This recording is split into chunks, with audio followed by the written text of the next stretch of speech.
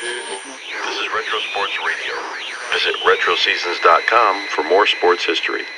The Chicago Cubs faced the San Francisco Giants at Candlestick Park for opening day on Tuesday, April 3rd, 1984. The Cubs were led by new manager Jim Frey, who was looking to put some life into the Cubbies after 5 straight seasons finishing no better than 5th place in the NL East. San Francisco was managed by Frank Robinson in his 4th year as skipper. The Giants had been an average team at best in each of his first 3 seasons, but was looking to make some changes in 1984 by acquiring some new All-Stars that included a trade for Al Oliver and the signing of free agent Manny Trio.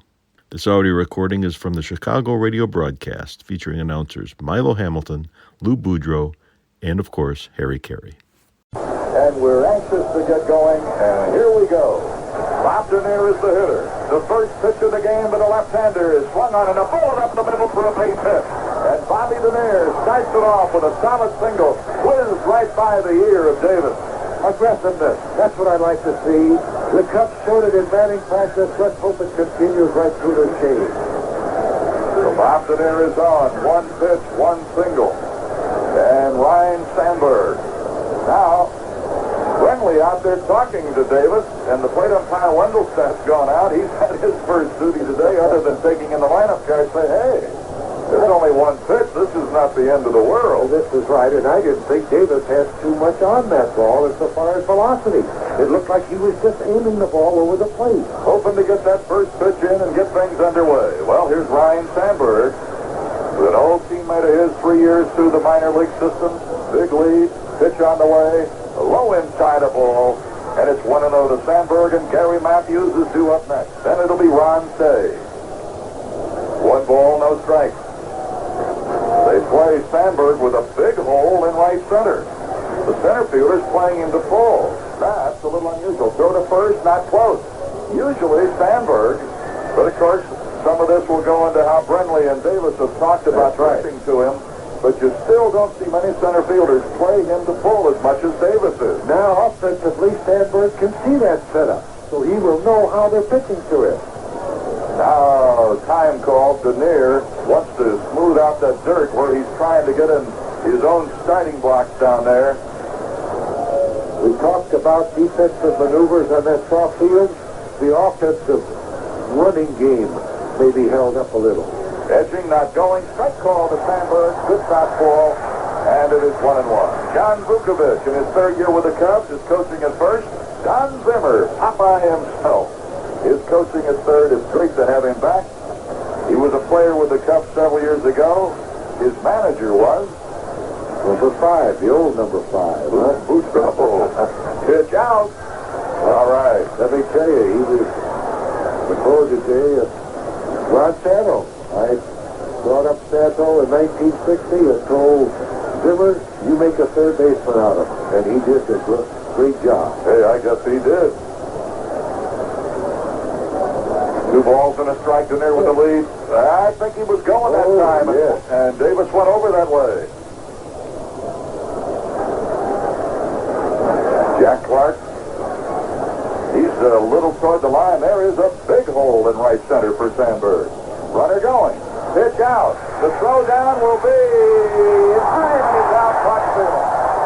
A great job by Brenly calling for success of pitch out. Jim Fry did not think he would do it. Consequently put on the steal, but with that pitch out, he had a perfect shot. You don't see double pitch outs on a 2-1 count to go to 3-1 very often, and the element of surprise was there from their standpoint. Absolutely. So now it's Sandberg with a 3-1 count. Brenly really got rid of that ball and put it right down there from a master right on the bag. Swinging, high bouncer third, big hop, Youngblood fires in the dirt, but Oliver comes up with it. Oliver made a good play on a tricky hopper into the dirt. And that's not Oliver. He has no business making that play. It was an overhand pass throw from Youngblood that hit right on the edge of the grass. And Oliver makes the play protecting himself, I believe. All right, here is Gary Matthews. Only played 1 game with the Cubs over the spring. He's a veteran who's being counted upon to come over here and provide some stock and some more leadership as well. He stands deep in the batter's box, leans out over the plate, straightaway stance.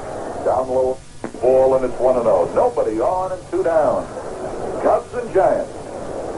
Milo Hamilton and Lou Boudreau with you on Cubs Radio from Candlestick. And here is the 1-0 to Matthews.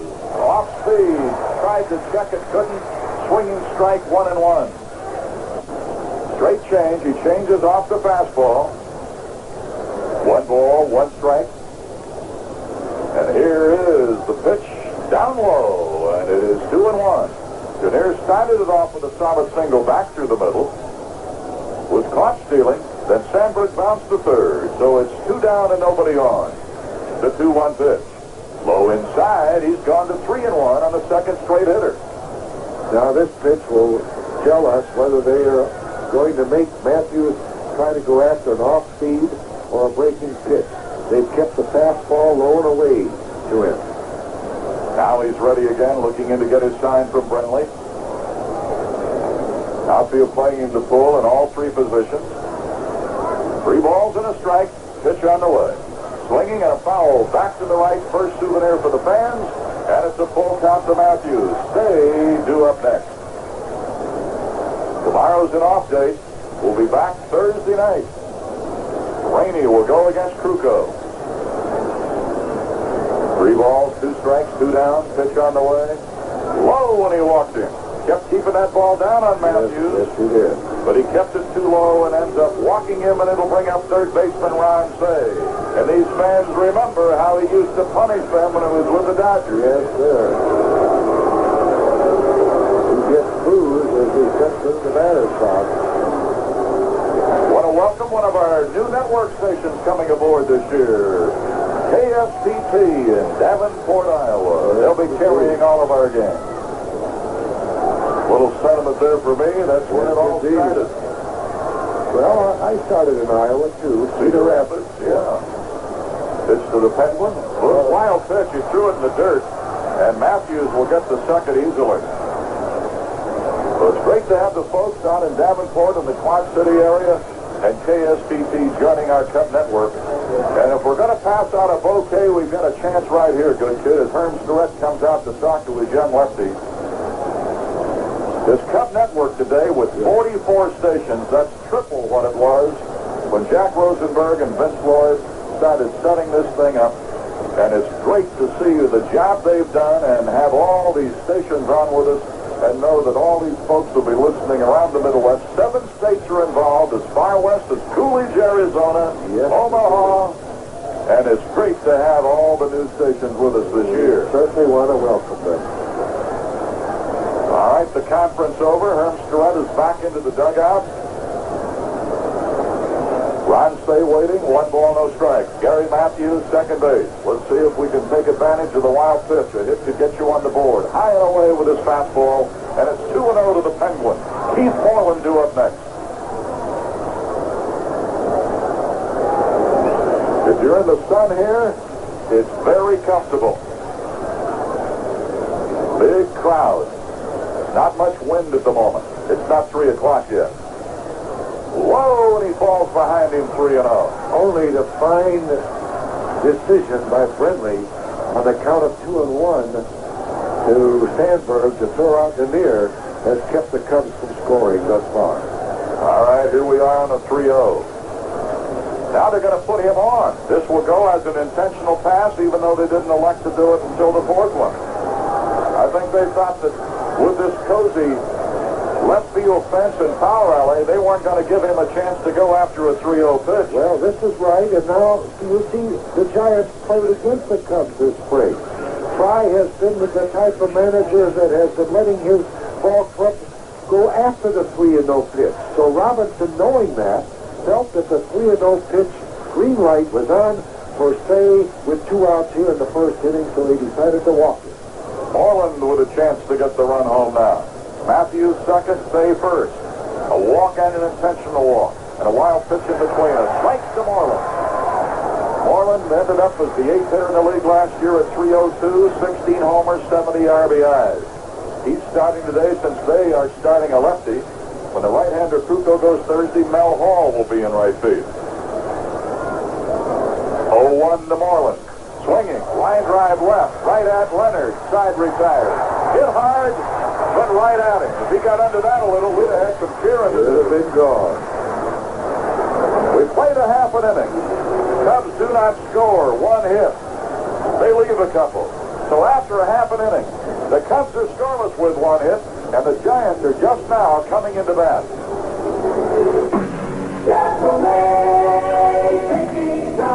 Chevrolet invites you to take charge of one hot car. The hottest selling Chevrolet today.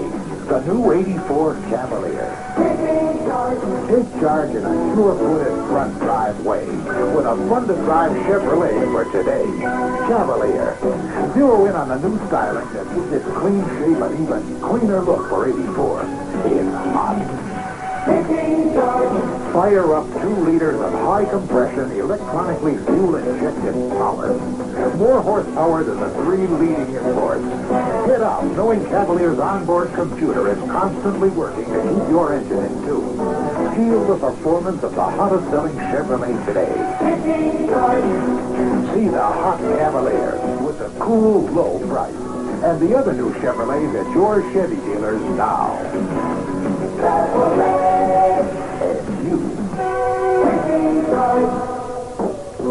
Hi, I'm Dr. John Ponzilioni, a digestive specialist from Chicago. And believe me, I get plenty of chances to see what stress can do to our well-being. That's why we all need a balanced diet of nutrient-dense foods like pork. Because pork gives us lots of protein, B vitamins, and trace elements our bodies need to cope with everyday stress. So take my advice and enjoy it often. America, you're leaning on pork. A delicious thought from the National Pork Producers Council.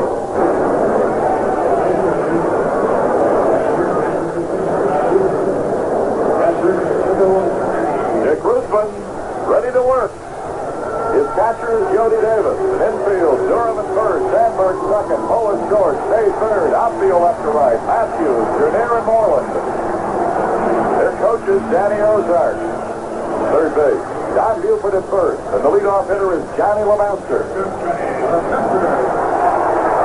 LeMaster leading it off.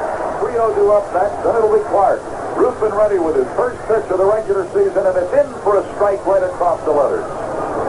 Ruthven has a good fastball, and he really uses those other pitches to set it up. Yes, indeed. That was a good fastball. LeMaster wasn't ready for it. And the 0-1 to the Giants shortstop. A little low outside with a breaking pitch. And the count is even at 1-1. The Cubs open their home season against the Mets with a big 3-game series on Friday, April 13th. Saturday, April 14th. Sunday, April 15th. Calendar weekend. Breaking pitches in, and he took it for a strike, and it's 1-2. Every fan who attends the Saturday or Sunday game that opening weekend will receive the Cubs 84 calendar. 1 ball, 2 strikes. LeMaster waiting, right-hand hitter, straightaway stance. The pitch from Ruthven. Low a ball, and it's 2-2. This handsome calendar features the 84 home and away schedule, ticket info, great action photography, much more. So include Cubs calendar weekend in your plans on April 14th and 15th. Be sure to get your tickets in advance. Low outside, and he's gone full with LeMaster. All right, now he's showing him that breaking stuff low and away. Let's see if he goes to the fastball for his out pitch here. He got one by him for an opening pitch. If he does, he'll probably come up and in on him. But he had a breaking ball, and he hung it a little. LeMaster went right with it to right field for a line drive single. LeMaster was out in front of that ball, but he changed up on it for him that breaking pitch, and he just hoped it to right. So both leadoff hitters reach. LeMaster at first with a single. Manny Trio. Former Cub, Philly, Cleveland Indian, Montreal Expo. Good, solid ball player. Both managers will not wait long. They're both aggressive, so we can look for a hit and run at any time here with Trio at bat. Let's look over. LeMaster fakes a break, doesn't go, and Trio fakes the bunt, took a strike. Now that brought Stay moving up a little bit at third base.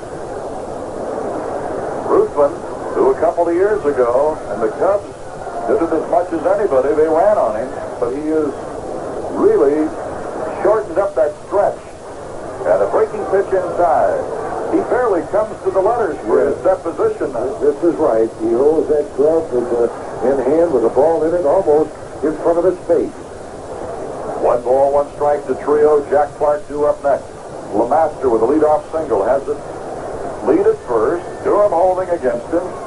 Now Ruthven will step away because LeMaster was jockeying around and moved back toward the bag.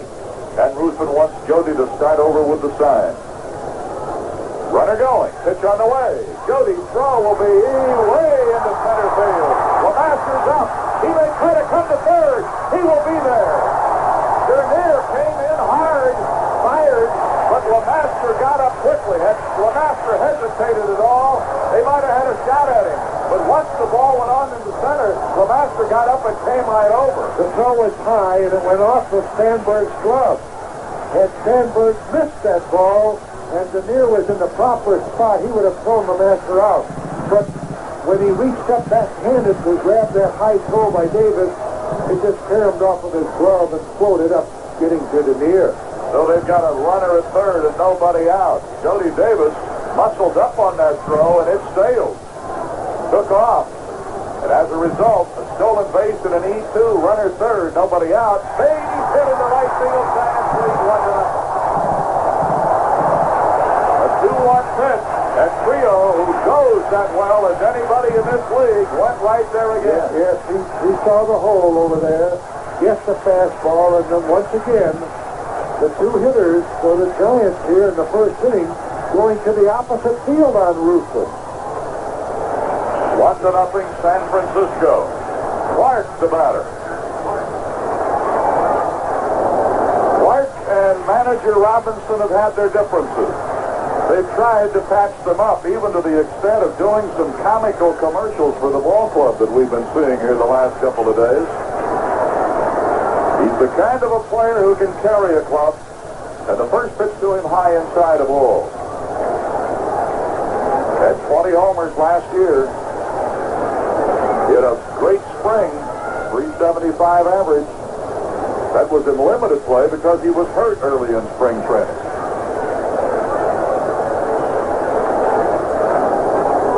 Stretch pitch by Ruthven. Hit him on the fist, popped him over to the right. Durham has a play, and Durham squeezes it. Boy, what a pitch and a power hitter. Yes, indeed. Well, the first 2 hitters, as we mentioned, went to the opposite field with Ruthven curveball. So now he comes in and jams that powerful hitter with that good fastball. Bring up Al Oliver. Been a great player with the Pirates, the Texas Rangers, and Montreal. He's come over here now. He gives them some stock at first base. He's a veteran who can still run.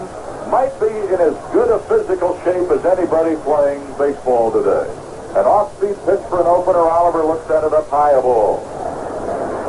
Oliver had a .435 spring. He is certainly a great hitter. Won a batting title 2 years ago with the Montreal Expos. He's a dangerous left-hand hitter. He can pull it, he can spray it. Line fouled on the left side above the tarp, short of our bullpen. And the count is 1-1. A single by LeMaster, stolen base throwing error Jody. Trio got LeMaster home. Clark popped up. So it's 1-0 Giants. The runner at first is Manny Trio, and the count to Al Oliver, a ball and a strike. Jeff Leonard is due up next. Ruthven ready. Stretch pitch. Swing and a foul. Boy, he sawed the bat off right in his hands with that baby. His fastball has been his best pitch here early in this ball game. I wish he'd have thrown one to LeMaster. Right. He's strong, and he's fooled the Giants' odd fastballs, and consequently, Davis is staying with it. 1 ball, 2 strikes. Oliver waiting, batting from the left side. Trio at first doesn't take a big lead. Now he's edged away another step. Ruthven ready, stretching, looking back, runner not going, pitch on the way, and that pitch rode in and hit Oliver. Had him 1-2. He was trying to pitch him tight again and just rode right in on him and got him. That was a fastball inside. That could pain Oliver for quite a while. New York Yankees are playing at Kansas City. They played 8 innings, and Kansas City 4, the Yankees 2. Remember, we will have have our scoreboard after the game. Trainer out. Oliver trying to walk it off.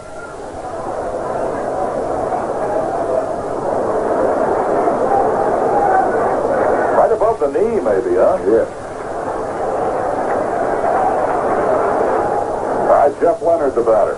Really came on strong for this club a year ago. 21 homers and 87 runs batted in. Tall, lanky outfielder. Line drive hitter who obviously found himself some power last year with 21 homers. Bouncer deep short. Boa will go to second. Go to first. No. It really wasn't a good double play, and I want to mention something that really took it away from a double play that Lou and I talked about before the game. Boa going to the hole, had no chance to set up. You saw his feet slip in that horrible infield. Absolutely. He could not get his footing. Consequently, he could not throw the ball with any speed at all to Sandberg. It cost us the double play. So you've got runners on the corners. Oliver was erased on the force from Boa to Sandberg. Leonard's at first, and Manny Trio is the runner at third. The batter, center fielder. Well, they've got Youngblood hitting in front of Davis. They made a change here. And the scoreboard operator doesn't even know it. The lineup card out there doesn't even know it. This is Youngblood. That had to happen when they handed in the lineup cards, good kid. Yes, indeed. The only way it could have happened. So Youngblood is the batter. And the pitch to him is a ball. Jody Davis then is on deck. Runners at first and third. Giants are leading 1-0. Ruthven having a long, troublesome inning here. 2 hits and an error. Hit batsman. Pitch on the way. High inside with a breaking ball with something off of it. And it's 2 balls, no strikes. Ruthven taking a look around before he goes down in to get the sign from Jody Davis. Trio third, Leonard first. Pitch on the way. Swing! And they miss. A good swifty down and away from him. If you're going to throw Youngblood a fastball, you really got to keep it down and away, because if you get anything up in the middle of that or from the middle of the plate in, he'll hurt you. Go to first, not close. Leonard dives back safely. Moreland shading Youngblood a little toward right center. Dernier a little toward left center, and Matthews playing him to pull all the way. 2-1 pitch. Swinging. Bouncer toward third. Steady, long throw across. Got him. And with all that trouble, I'll settle for the 1 run. Oh, indeed. The Giants get on the board with 1 run. 2 hits, 1 error, hit batsman. They leave a couple. And after 1 inning, it's the Giants 1 and the Cubs nothing. If you're in the market for a new home and need a mortgage to finance it, you'll be happy to know that Tallman Home Federal Savings is offering a wider range of mortgage options than ever before available, with low down payment requirements and affordable monthly payments. Tallman has always been committed to housing, and so at Tallman, an equal opportunity lender, you know you'll find a mortgage that suits your needs. And they'll handle your application quickly and efficiently. Recently, Tallman introduced a new 1-year adjustable mortgage designed to make it easier to qualify for the loan. For details about Tallman's many mortgage options, why don't you call the Tallman Home Mortgage Hotline. Dial 434-4426. That's 434-4426. Or contact the Tallman Home Regional Lending Office at 55th and Kedzie, 4901 West Irving Park, or in Des Plaines, Oakland, or Peoria.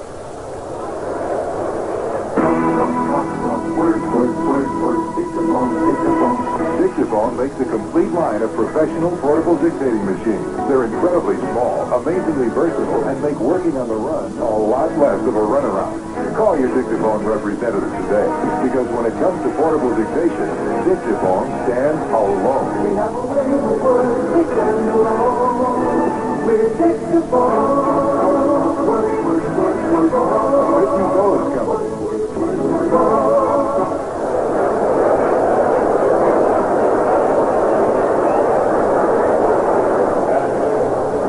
We go go to the second inning. Jody Davis will be leading it off for the Cubs. He'll be followed by Durham and then Larry Boa. Lionel Hamilton and Lou Boudreau with Cubs baseball from Candlestick in San Francisco. We've got a final. From Kansas City, the Royals beat the Yankees 4-2. The Yankees only got 3 hits in that ball game. Black was the winning pitcher, Miles. Friesenberry came in the 8th to shut the Yankees out for the last 2 innings. Bouncer, shortstop over to his left. Lemaster pitched it, had a little trouble with it, threw it away, and Oliver fell down and almost got hurt. If Jody Davis hadn't hurdled him, there would have been a heck of a collision right there. Here again, Lemaster losing his footing. At second base, he moved over, caught the ball, and when he tried to straighten up and set his back foot, his right foot to throw, it slipped on him. They're scoring it as a hit. Jody Davis on with a leadoff single, and the bat is the Bull, Leon Durham.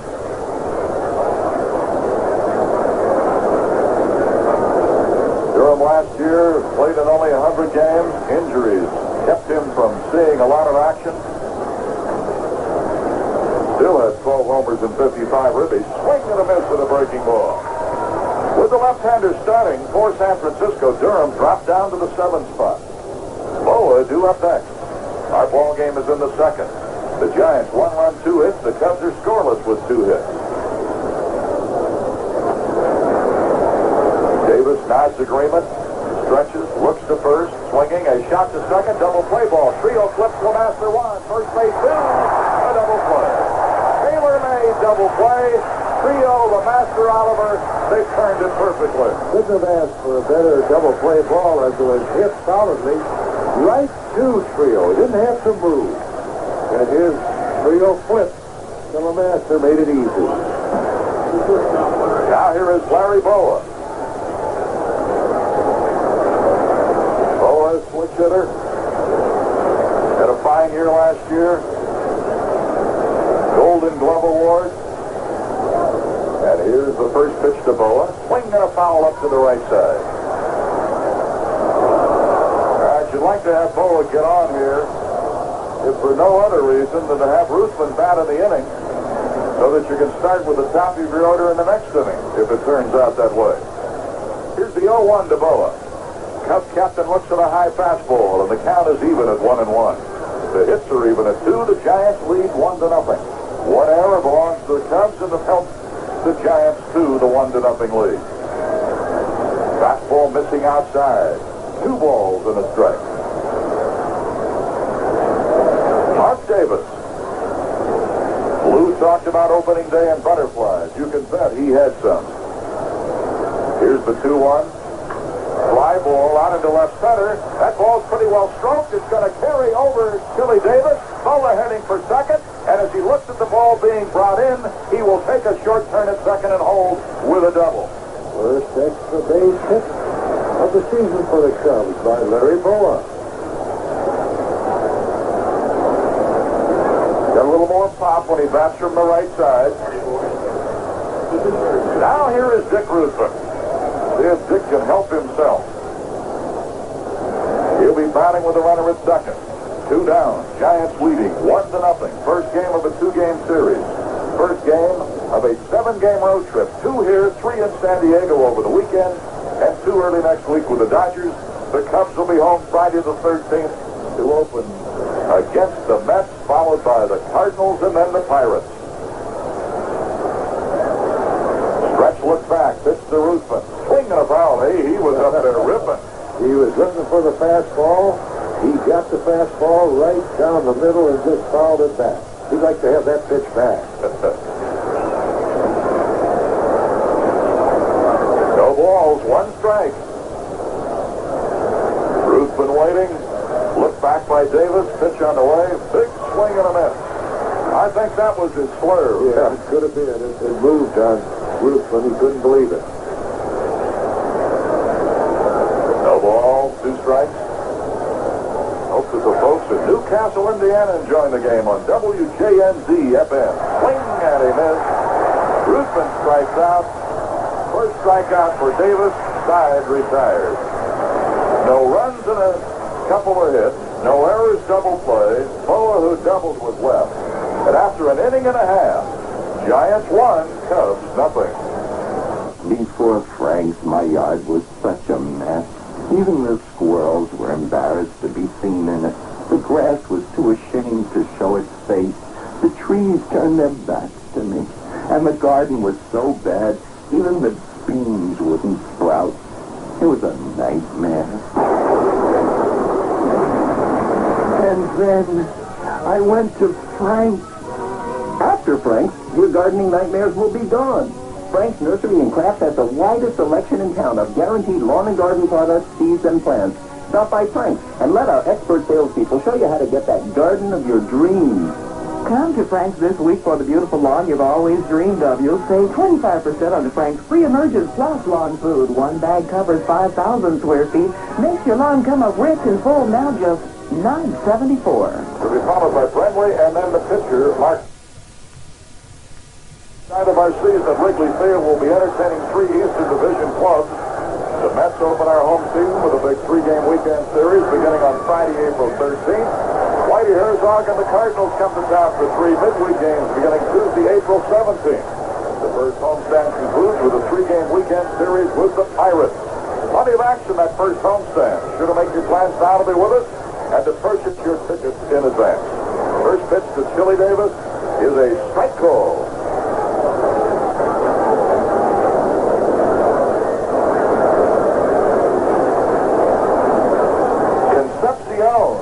Of Kansas City.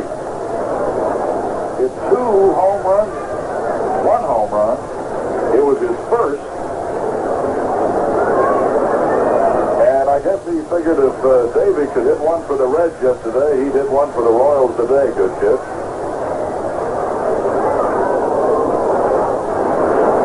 They only had 10,006 for that ball game. And that's what the tickers. Oh, that's unbelievable. Isn't that unbelievable? In Kansas City with the Yankees, 10,006 opening day. Well, they got rained out yesterday. Maybe that hurt them. Strike called right across the knees. Boy, I tell you, you talk about a buzz bomb in a perfect place. He just simply blew the ball by Jody Davis. There's no doubt, my observation, that this is the best fastball that Ruthven has had all spring, even though he trailed 1-0. Well, with that little nip out here, the pitcher's got to feel strong, doesn't he? Yes, indeed. Here's Bob Brentley, the catcher. Brentley batting with nobody on and 1 away. We're in the bottom of the second. Giants batting, leading 1-0. Line drive. Spins up off the top of the glove of a leaping Durham. Goes down into the bullpen. Moreland has to go over to get it. And Brentley is standing with a double. He sliced a hard line drive to the right side. Durham leaped as high as he could, might have just hit that big first baseman's claw. Then it spun over into the right field bullpen. It scattered the Giant bullpen numbers, and it's a double for Brentley. Another good fastball. There's an indication how our defense will set up now early in this ball game. With Ruthven using that good fastball, right-handed hitters are not pulling him. The left-handed hitters will go to the opposite field. Now maybe in the 5th, 6th, or 7th inning, if Ruthven is still out there, he may change his style of pitching and go to the breaking pitch. Mark Davis, the pitcher, with a runner at second, swings away and does his job right there because he bounced it to the right side where Brentley could get over easily and will bring up LeMaster with a runner 90 feet away from home. So Sandberg throws out Mark Davis. It advances Brentley from second to third, and LeMaster, who had a base hit in the first inning, stole a base, went to third on the throwing error when Davis couldn't throw him out, and scored on a Manny Trio single, is stepping in. The Lewis Harris family of San Mateo out here cheering for the Cubs, obviously former Chicagoans. We're going to see several of our games on the West Coast, and we'll see a lot of that when we're out here. A lot of transplanted Chicagoans and Midwesterners when we play in San Fran, San Diego, and Los Angeles. LeMaster 1 for 1. A pitch to him, a breaking ball in for a strike call. Manny Trio on deck.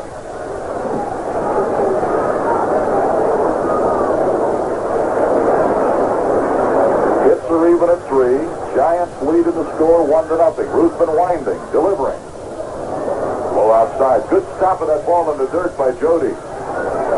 Jody followed that ball to the right, went to his knees to be sure that it didn't get away from him. So the runner had to remain at third base. 1 ball, 1 strike. Remley up the line at third. Here's the pitch from Ruthven. Swinging a bouncer, shortstop charging forward, riding near the bag, fires, got him by a step, and the side has been retired. Good play by Larry Boa.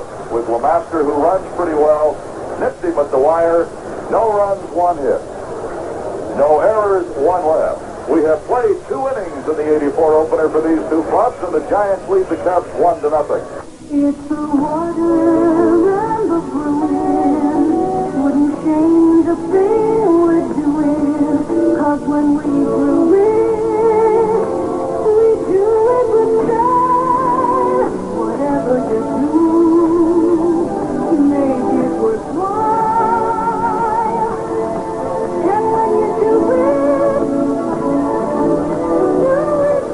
style.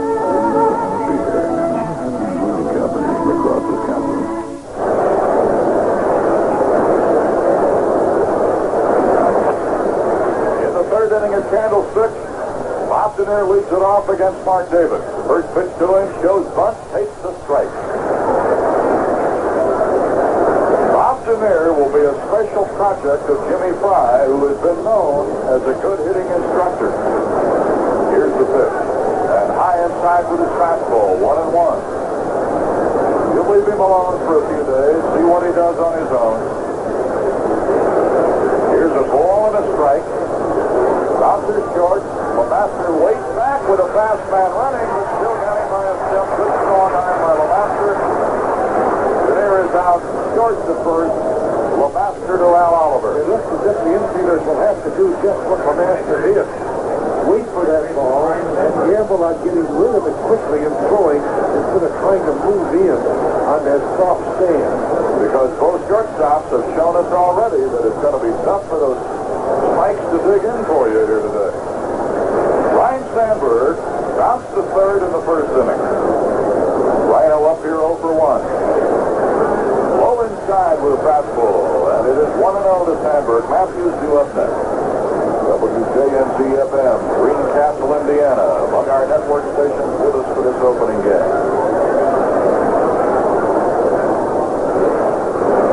44 stations on the Cup Network as we get underway today. All over the Midwest. And we have a few room for some more. What is there? Join us. We'd love to have you join us. 1 ball, 1 strike. The pitch. High outside with a fastball. 2-1.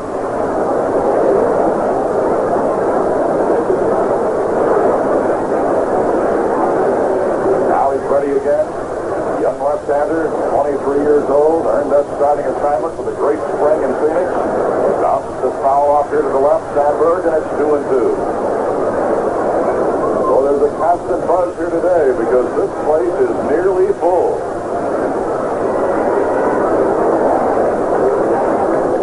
2-2. Sandberg, after fouling it off, steps back up in there, straightaway stance. The Golden Glove second baseman of a year ago waiting on Mark Davis. The left-hander kicks the deals to 2-2. Off speed, fouled it up to the right side. In and out of the box over there were Tom Haller, the general manager of the Giants. Old sport. Tell you one thing about Tom Haller, he's willing to make a move, isn't he? Yes, he is. 2-2, swinging, bouncer, right of trio, backhand, throws in the air. Safe! Sandberg beat it out. Gives Trio credit for a great effort, but it just didn't figure going that far to the right that Trio could throw out Sandberg. No, not at all. Sandberg's going down that line very fast. I was looking for Trio to flip it to LeMaster, who cut in front of them. 4 hits for the Cubs. They lead in the hit column 4-3, but are down 1-0 in the score, and here is Gary Matthews. Matthews walked in the first inning. Say is on deck. Third inning, Candlestick Park, San Francisco. First game in a 2-game series. Open date tomorrow. We play here Thursday night. Stretch looked to first. Pitch to Gary Matthews. Strike called over the outside corner. Matthews started right here at the Giants. Went to Atlanta, then on to Philadelphia. Became a Cub a few days ago in the opening day lineup in left field. Sandberg with a big lead, and I'll tell you, I had to figure a throw going over there. With that kind of a lead, he just wasn't going to let him stay out that far. Not many ball clubs have a Nadir or a Sandberg getting 1-2, Milo. Another throw to first base. Boy, if Dernier can do it and play every day, we'll see those two manufacture some runs. Oh, yes, indeed. No balls, one strike. Look over again, and a throw over that way. Close, he dives back and makes it. Sandberg slipped somewhat trying to get back. Just what you said. It not only affects the defensive infielders with his soft going, but it also affects that would-be base stealer. The pitch, swinging. Bouncer toward third. Youngblood in. Gloves it. Got to go to first base. Out at first. On the play, Sandberg moves to second. So Youngblood charges, throws out Gary Matthews third to first. And while we're waiting for Say to step in and Brenly have a little chat with Mark Davis, we'll pause right here on the WGN Chicago Cubs Baseball Network. This is WGN Radio Chicago. Is the Northwest Tollway driving in us? We're flying officers Jim Kavanaugh and John Camden report on traffic 23 times a day. Ron Say taking some time stepping back in. Milo Hamilton and Lou Boudreau with you in the early innings. Harry Carey will come along later. Milo, the first 3 innings, we've had a man in scoring position. We've got to start picking up those men, get some runs. Can't let those opportunities slipping by continue, and Say looks at an off-speed pitch, ball one. Didn't miss by much. Sandberg with good speed at second. Say was walked intentionally in the first inning. Davis fell to behind him 3-0, and then the bench ordered to go ahead and walk him. Here's the pitch. Swinging in a high pop out behind first. Second baseman going over. Oliver now as he is about 10 feet off the line, has it, and the side has been retired. Say popping in foul ground about 60 feet behind first and about 10 feet foul. And so it's no runs, 1 hit, no errors, and Sandberg left. We're in the middle of the third at California's Candlestick Park for the Giants, and the Giants lead the Cubs 1-0. They are into spring with the spring fashion spring right now.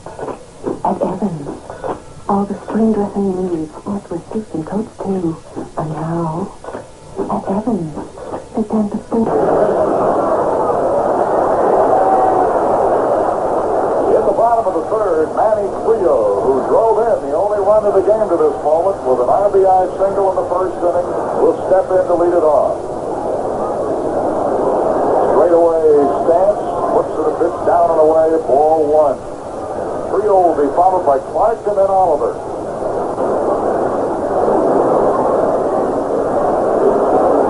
Here's the 1-0 from Ruthven. And a strike call, the good fastball, up around the letters.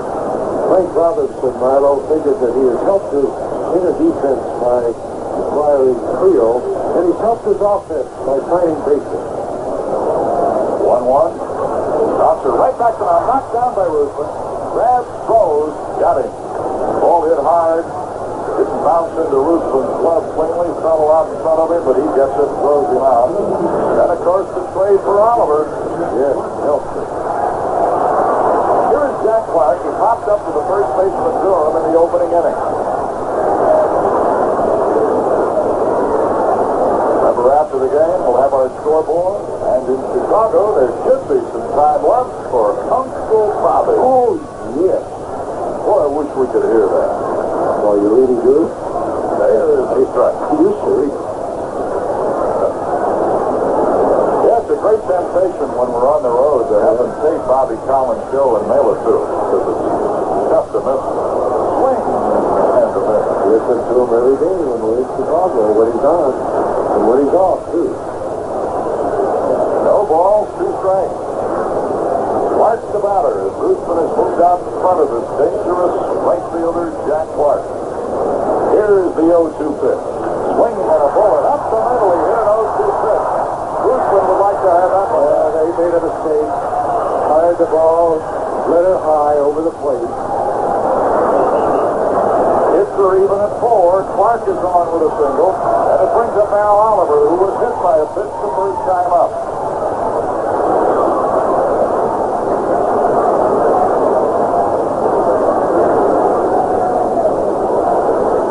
Having a little chat with Clark at first. And now Oliver the batter.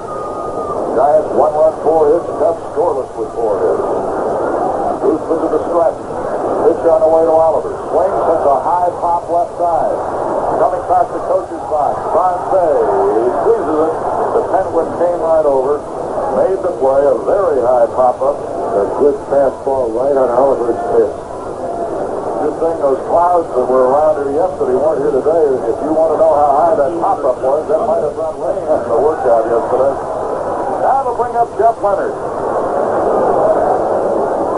I thought for a moment they wouldn't let the Cubs work out because of the condition of the field. Well, Dallas Green came with the club, and as we walked onto the field waiting for the players to dress, he walked over that infield. Yes. But it's just as bad as they wrote that it was. 2 away, runner at first. Clark Leonard the batter. Pitched by Ruthven. Swinging. Line drive left. Coming over to Matthews. He'll grab it on the run, and the side is retired. Well hit ball by Leonard. Matthews got a good break on it, going toward the line, hauls it in. No runs, 1 hit, no errors, 1 left. All right, good kid, hold it down here. I'll see you a little later on. Very bad.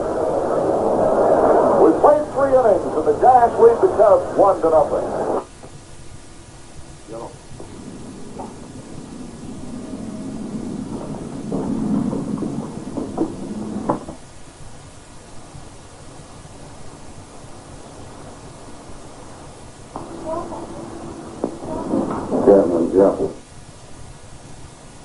Restore and find the great taste of heavy sliced fruit.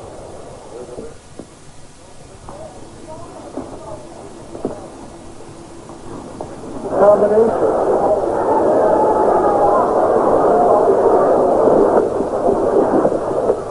Have you received the bonus rate of interest on the individual retirement account at Talman Home? With a new deposit of $2,000, designated for either the 1983 or 1984 tax year, Talman will give you a bonus of 1/2 or 1% when you open a 1-year IRA, or a bonus of 1/4 of 1% when you open a longer-term IRA. So come in, make your IRA deposit at Talman Home.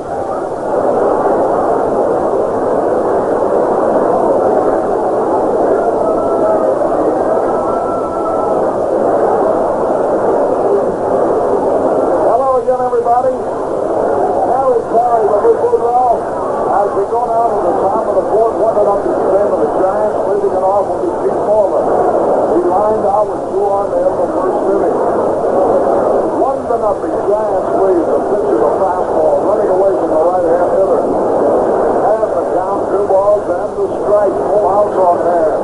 Beautiful afternoon in San Francisco. Opening day, 1984. 2 balls and a strike. Here's the pitch to Moreland. And swung on, line drive. Left field coming over Leonard.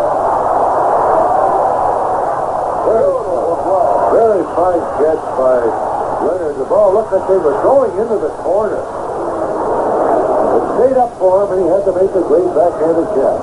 He had a good jump on that ball. It was hit hard into the corner. But he made the catch easily. Jeff Leonard. Moreland did. The 2 hardest balls of the day.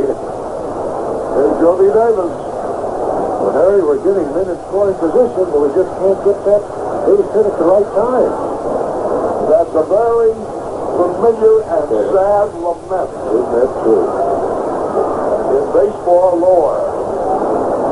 And that's the difference between winners and losers. That hit when it counts. 1 out, nobody on.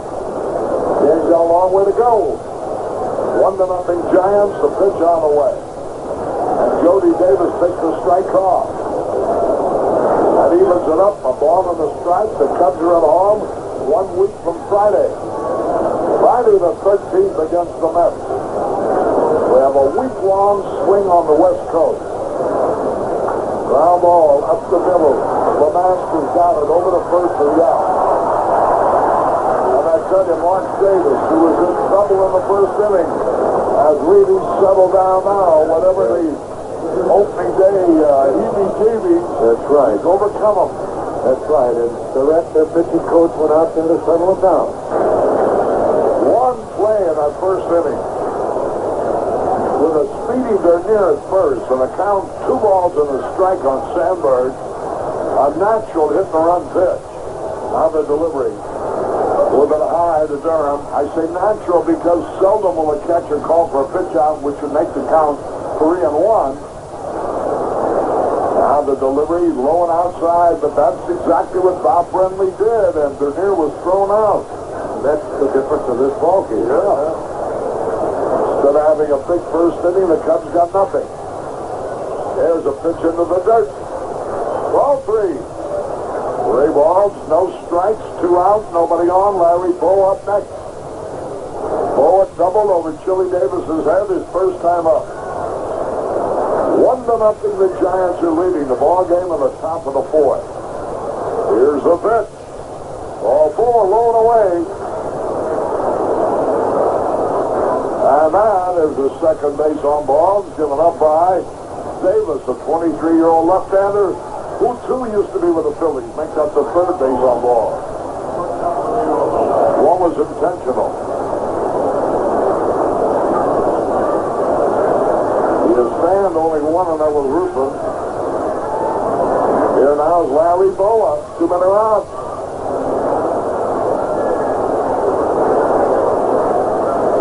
The pitch, here it is, swung on, fly ball, right center field, nobody got it. That ball is going to go to the wall.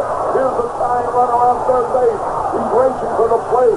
Throw has come through again. Hey, nice going, Larry. With his second double of the afternoon to tie up the ball game, 1-1. And, you know, Larry folks, his relatives, many of his friends from nearby Sacramento, his original hometown, are here to see him today.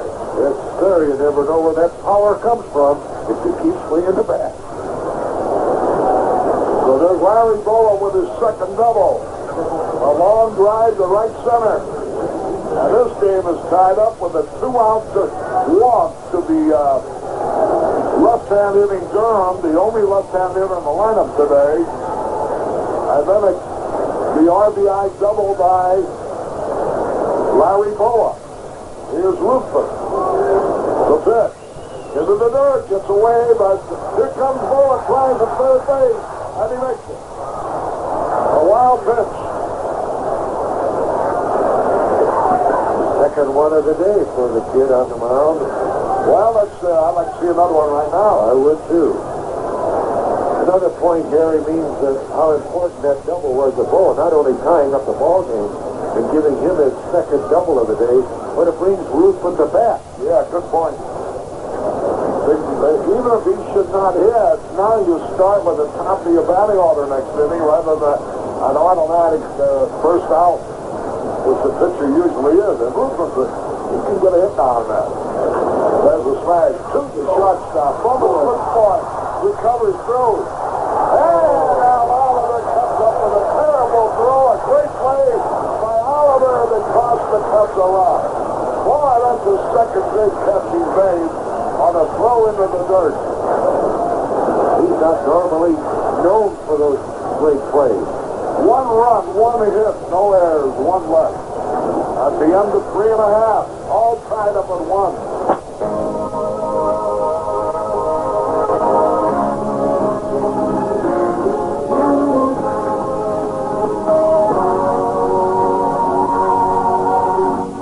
More of the best. It's began a commitment. Today, the best sometimes ever is reality. Bringing you more every day. More fast-breaking news, more local news, more coverage in sports, and more to read on everything from business and fashion to food and the latest in entertainment.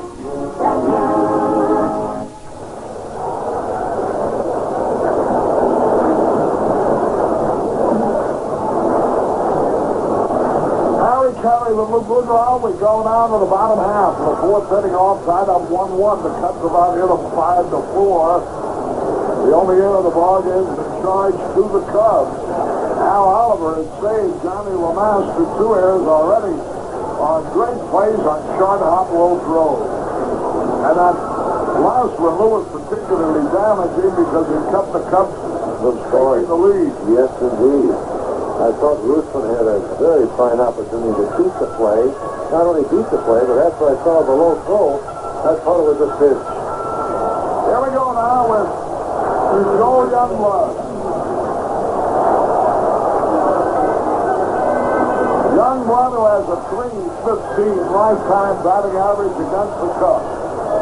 Both he and the master hit the Cubs pitching better than they do anybody else's pitching. Now the wind of the pitch. There's a slider with a roll. 1 ball, no strike. We're in the fourth. Big crowd on hand. Capacity on a perfect day for baseball. Now the wind. Here's the pitch. Strike over the outside corner. And that evens it up, a ball and a strike. We're in the fourth. Across the river, across the bay, right over the bridge, about 10 miles away, the Oakland A's will open up their season tonight against the Milwaukee Brewers. 1-1 tie. Here's the pitch. Breaking ball with the roll. Ball 3. Come on, don't want to walk anybody. 3 balls and a strike. Youngblood waiting. The pitch. Fly ball. Center field should be caught. They're near waiting. And he has it. 1 gone. Youngblood. He crashed his bat as he flies out. 1 away. Ruthven with a good fastball today, Gary. He's been in the trouble with the breaking pitch that he's been throwing up high. But he still has that good sinking fastball. 1 man out.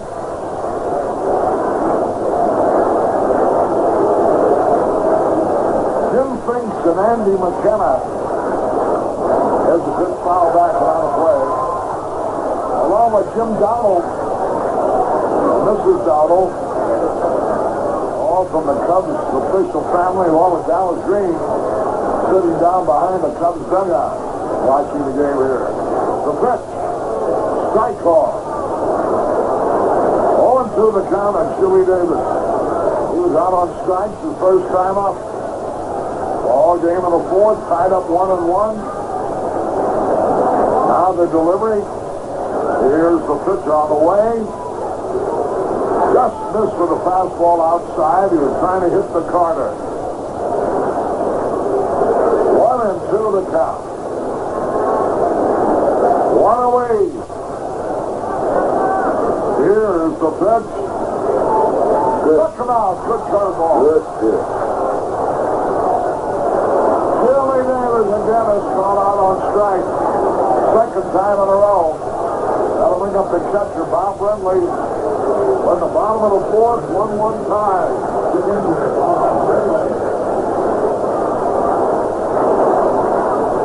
Boy, how about the Boston Red Sox last night in California? There were only 3 games on opening day. The Yankees game in Kansas City was rained out. The White Sox won their game at Baltimore. And Cincinnati beat the Mets. The Red Sox had the game won 1-0, 2 out in the bottom of the 9th inning. Well, Bobby Boone hit a routine ground ball to the shortstop. There's a ground ball hit the short. Larry Bowen gobbles it up. Throws the first to the out. 1, 2, 3. That's the first perfect inning pitched by Ruthven. Nothing is drawn. At the end of 4. Tied up at 1. Celebrates the grand opening of the spectacular Spiegel Outlet Store in Madison tomorrow, Wednesday, April 4th, starting at 10 a.m. Please, to the first 2,000 visitors to each Spiegel Outlet, 1/5 ounce of Prince Santinelli cologne. You'll find Spiegel outlet stores in Madison, corner of Route 30 and Central Avenue, across from Lincoln Mall, also in Arlington Heights, down at Grove, Villa Park, and Countryside. Open 7 days. You can receive a bonus rate of interest on an individual retirement account at Tolman Home with a new deposit of $2,000 designated for either the 1983 or 84 tax year. Tolman will give you a bonus of 0.5% when you open a 1-year IRA or a bonus of 0.25% when you open a longer-term IRA. So come on in and make your IRA deposit now at Tolman Home. Carry back to Candlestick as they go on top on the 5th to finish. I thought about the Red Sox. They had the game on. They just put in a defensive shortstop to Harris. A routine ground ball, which was the end of the game, 1-0. Stealing the ball easily. Lobbed the throw over to first base. Threw poorly. It bounced in front of the first baseman, rolled away. And both the tying and winning runs scored instead of the Red Sox winning 1-0. They lost 2-1. That's how tough it could be. It didn't start out. Here's Bernier to lead it off. He's 1 out of 2 today. The first pitch is outside, ball 1. Now the pitch, curveball, low, ball 2. That's what drives managers crazy into the aspirin tablet jar and gray hair. You think you make a smart move putting in your defensive man. That develops. Now the pitch on the way, swung on, popped up. Easy, top fly, should be caught. Lamaster's there, Leonard's there. Takes a ride, somebody holds on to the ball, and a good strike gets Leonard. They held on to the ball, all right. Leonard's got it. Let me tell you, Lamaster went out quite a ways for that ball. Leonard, thinking that he wasn't near the plate, didn't even call for it. And therefore, the collision in the Cubs bullpen. That's how far Lamaster went back for that baseball. Now there's 1 out. Bernier was out in front, 2 balls, no strikes. Tried to jerk one out and popped it up. Here's Sandberg. He's 1 out of 2, an infield hit in the 3rd inning. Now the delivery, here it is. Sharknuckle's going to bunt. Fastball in there, strike off. Boy, Mark Davis is getting comfort. 1 out. Here's the pitch. Bouncing ball. Deep short. Lamaster's back in time for the out. Youngblood tried to cut that ball off but missed. Lamaster, however, scooped it up behind him. And with a perfect off-balance throw, got Sandberg at first.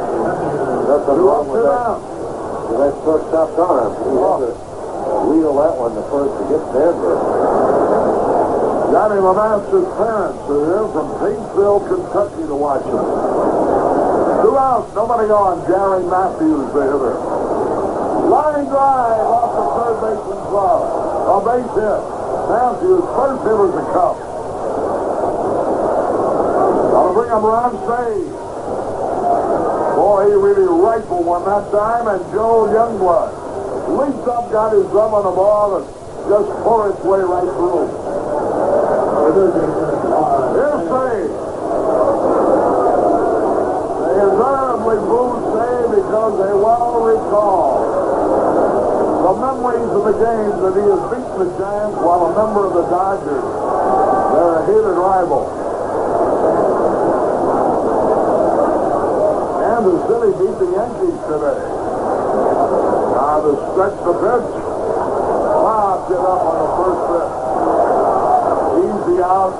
Danny Trio there. Say an easy top fly out. And it's no run. 1 hit. No errors. 1 left to come to that. 6 hits in 5 innings. And also beneficiaries of 3 bases on balls. But have scored only 1 run, and it's tied up 1-1. Hello again, everybody. This is Harry Carey. True Value Hardware stores believe that garden tools should outlast garden plants, and that's why they offer their exclusive line of quality green thumb products designed to last for years, like the rugged pruning shears with a replaceable blade and a green thumb long handle weed cutter. They're just $6.99 each at participating True Value hardware stores and home centers.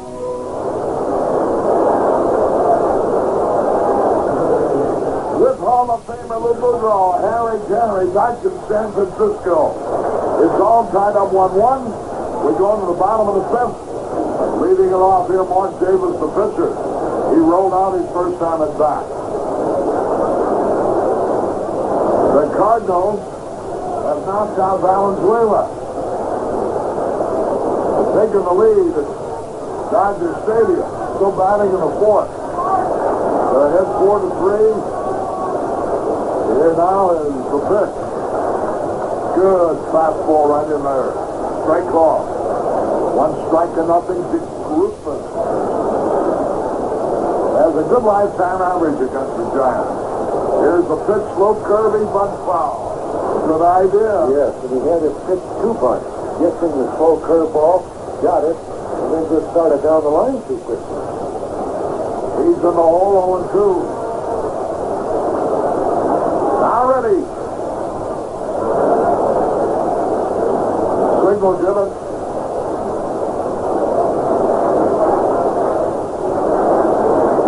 Here's the pitch. Swung, and he struck him out. 1 out. See, it's nice to have that pitcher leading it off. Yes, 1/3 of the inning is over already. That's right.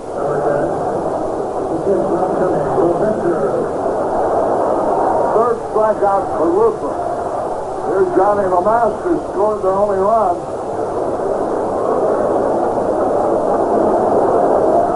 He singled right on a 3-2 pitch, stole second. Advanced to third when Jody Davis, whose throw went to center field, and scored on Manny Trio's single to right. That was in the first inning. Here's the fastball in there, strike call. 1 out, nobody on, 5th inning. Tied up 1-1, unable to ball game the 5th. Good slider right in there, a beauty. And he's ahead of him now. 0-2. 1 away. Ball game in the 4th. Right-hander starts to warm up in the bullpen. To the Giants, the pitch. Foul back trying to hit the right. Oh, everybody here today. Including Marino Nibby, whose brother-in-law is Dino Micheletti, owner of Dean and Gargetti's restaurant in Chicago. And Marino Nibby has a restaurant here in San Francisco called Flor d'Italia. Here's the pitch. He struck him out swinging. Strikeout number 4. Great curveball. Side-armed him somewhat, dropped the arm, and went away from Master. Didn't expect it. That is 7 in a row retired by Ruthven.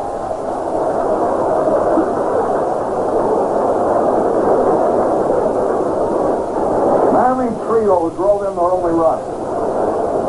Right-hand batter. 1-1 tie. The Cubs about hit him 6-4. At the bottom of the 5th, the delivery. Boy, he is popping that ball in there, Lou. Yes, indeed. A great fastball. And the veteran knows what to do with it. He can continue to have great control as he's had here for the first 4 2/3 innings. There's another one, a good slider over the outside corner. Every hitter this inning, all 3 so far, he's been 0-2 ahead of them. Now the wind-up, the delivery, here it is. Just missed with a sharp-breaking slider. 0-2 the count. 1-2 rather now. Here's the pitch. There's a long drive. Deep left field, twisting foul ball. Manny Trio is going to the long one.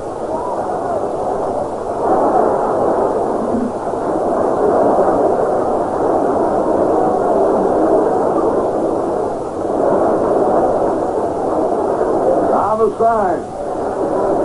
2 men are out. Bright sunshine. Beautiful day. The pitch. Just missed. Evens it up 2-2. Jack Clark on deck. There's danger there, Sherry. 2-2 pitch. He went around, struck him out. Try to check. He had gone 2-4. He struck out the side. That's 8 in a row. 4 of them on strikeouts. Retired by Ruthven. At the end of 5, we're tied at 1. Talman Home makes it easy to save on taxes. The amount you deposit to a Talman Home individual retirement account, or IRA, is deductible on your federal tax return. And Talman offers several different insured accounts, all earning competitive rates. But here's the best. Now, Talman is giving a bonus interest rate with a new 1983 or 1984 deposit of $2,000 to a qualifying account. And it's easy to open a Talman Home IRA because there's only one form to complete. There is an early withdrawal penalty, however, so take the easy way to save on taxes and earn a bonus too. Contact any Talman Home office for details on the Talman Home Easy IRA. There are 65 Talman Home financial centers conveniently located throughout the Chicago area and in central Illinois. Mark Davis, the left-hander, has his sign. Here's the pitch to Moreland. There's a drive. Deep left field, way back. It might be out of here. Whoa! Put it in! Yes, sir. Holy cow! Moreland has given the Cubs the lead. Third time today he hit the ball on the button. That was great. Moreland very happy, clapping his hands as he rounded second base. Let me tell you, that gives the Cubs a big lead with the way Ruthven looks right now. Well, they exchanged a high fives with Jody Davis. And the rest of his teammates now. Moreland a happy young man. 2-1 in favor of the Cubs. A long, high, towering home run drive over the left field wall. Here's a pitch a little high. He made sure that Jeff Leonard wouldn't catch this one. 1 ball, no strike. Jody Davis, 1 out of 2 today. Now the delivery, here it is. Swung, and he missed. And the count evens up with a ball on a strike. Moreland a long home run to give the Cubs a 2-1 lead. Mark Davis, the left-hander, ready.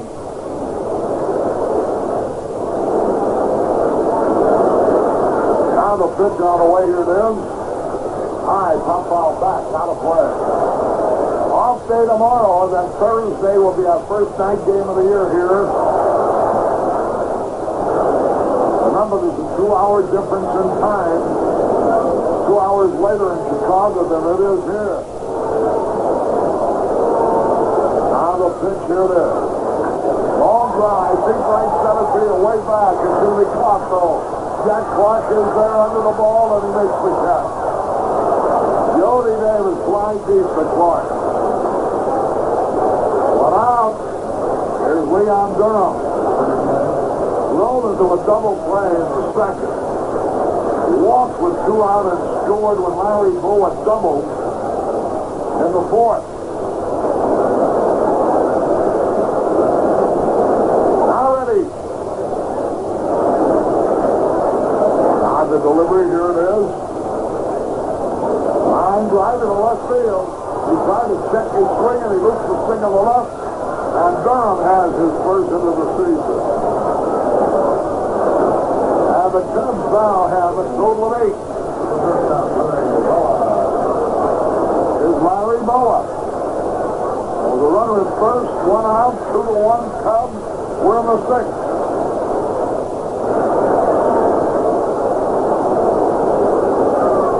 We may see a little maneuvering on the base pass here. Here's Mark Davis ready, the delivery. And a curveball in a beauty, a strike call, and Boa steps out of the box. Looks at Don Zimmer coaching third. John Vukovic at first. Luke's brother and father are here to see the game. Now the pitch.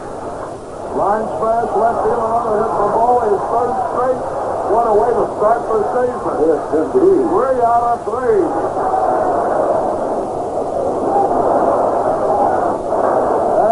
crowd gets a little restless. Here comes Ruthven out. Would you bunt with him here, Lou, or would you let him hit away? No, I'd bunt with him. Move him along.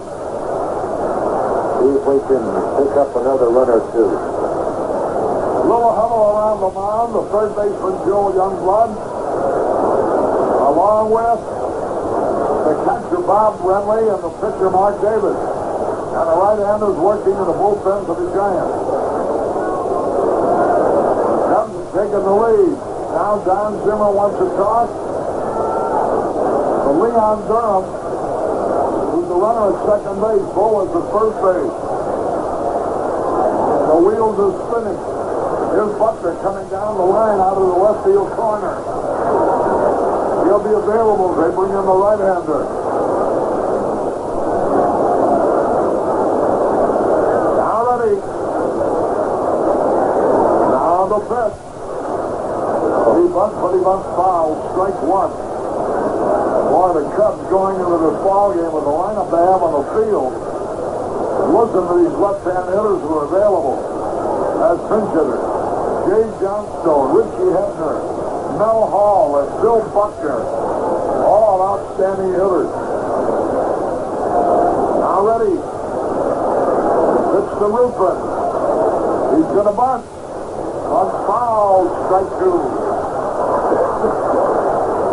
Frank Williams, the youngster, warming up for the Giants. Sidearm pitcher. The right-hander. Bob Denier on deck.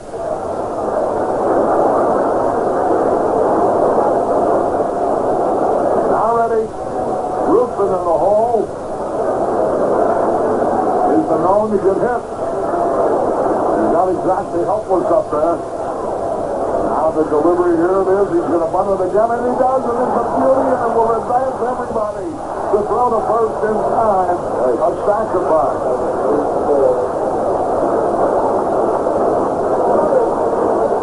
And here's Denier now, with runners at second and third.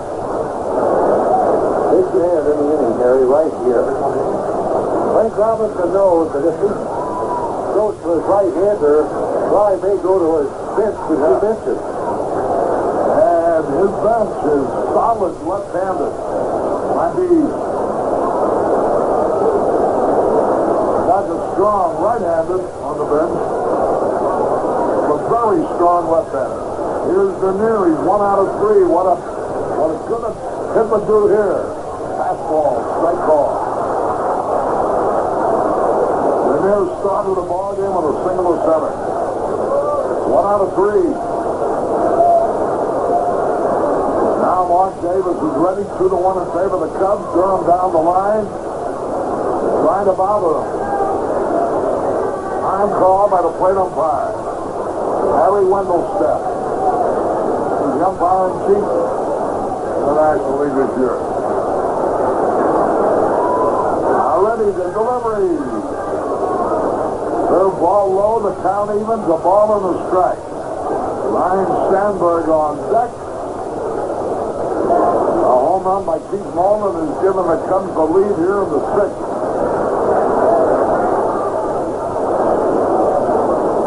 Now to wind up the pitch, here it is. A high pop foul coming back into the stands, out of play. He's still alive, but he's behind on the count. 1-2. Denier is just trying to make contact. Henry going out now and warning the young kid Davis to be sure to keep an eye on Durham. I don't believe that he would attempt to steal a home with 2 strikes on a right-handed hitter. No, thinking your own life in your own hands. But if the kid gets too careless and throws one into the dirt, we may have the third wild pitch of this game. Mark Davis defies all superstition. He wears the number 13 on his uniform. Here's the windup, the pitch to Denier. Swings, and he fouls it back. He got a good shot. Davis is throwing him a lot of fastballs. He may throw him one too many. 1-2, the count. Right hand hitter waiting. Durham down the line. Trying to Kites him into a box. Here's the pitch.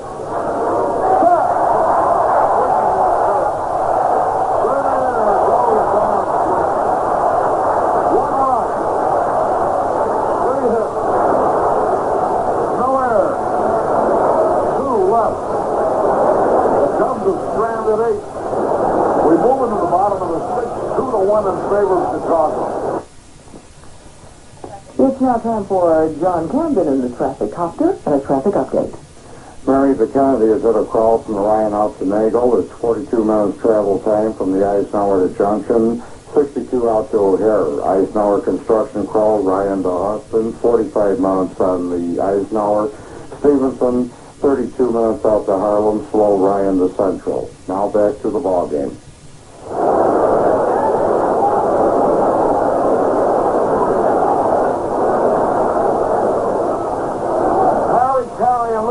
As we go into the bottom half of the sixth inning, the St. Louis Cardinals exploded with 5 at Dodger Stadium, knocking out Fernando Valenzuela. Now St. Louis 7, Los Angeles 3. That game in the bottom of the fourth inning. LaPointe on the mound for St. Louis, and then Cox has relieved him. Here's Jack Clark to lead it off. First pitch a slider into a strike call. Ruthven is retired. The last 8 in a row, 4 of them on strikeouts. Now the wind, the pick. A breaking ball low to even the count. A ball on the strike. Jack Clark is 1 out of 2, the slugging right fielder. Now Ruthven sits.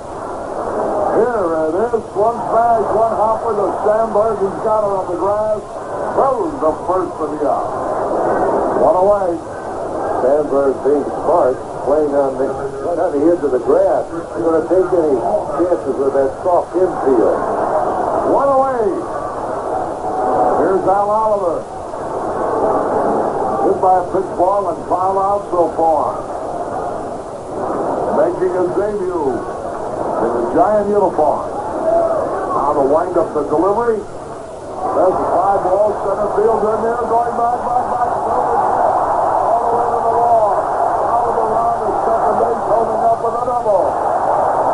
Misplayed that ball, Harry. He thought the ball was hit more on the line rather than being hit as powerful as Oliver can hit him. Oliver's a strong man. The ball got over Dernier's head. Man, he really creamed that ball. Yes, he did. When it was in, I thought maybe Dernier would catch it, but it just took off on him. Now the tie run is in scoring position. Here's Jeff Leonard. He's 0 for 2.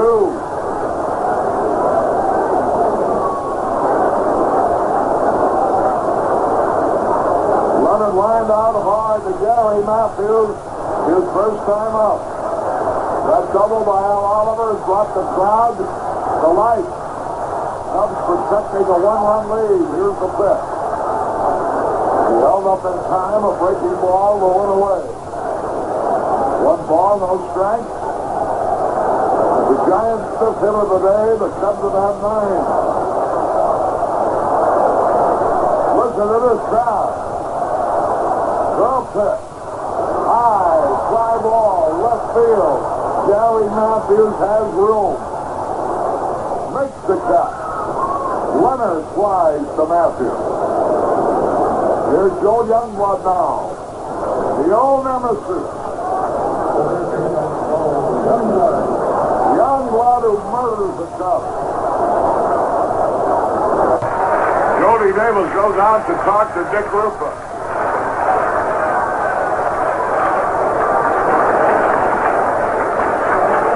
Gary LaBella, left-hander, started to warm up for the Giants. Two men are out. Youngblood 0 for 2 today. Now ready. The pitch. Curveball in there, beauty. Ruthven has to reach back now. Give it all he has against this hitter who has been very tough against the Cubs. Now the stretch, the delivery. The pitch swung and he missed it. He's ahead of him. 0-2. Youngblood has hit .315 during his career against the Cubs. Hit 4 homers against them. Now he's in the hole 0-2. Don't make a mistake here. Now the sign. Here's the pitch. Smash in the left field. A base hit. Here's the runner trying to score. Mason is going to the plate. 0-2 again. That's a tough pitch. Ruthven, the veteran, would know to know better than that. Not to give him anything that he can swing at with that particular count. You have to set up a pitch. When you get so out front 2-0 with a tying run in scoring position. That's the second time today it's happened. Yeah, hit on the pitch. 0-2. And he lays the ball right in there. Youngblood drilled it into left field on the 0-2 pitch. Boy, oh boy. He'd have bounced the ball up there. That's right. He might swing at it. Instead, he laid it right down the middle of the plate. Here now is Jody Davis. And it's a little bit outside. All tied up 2-2.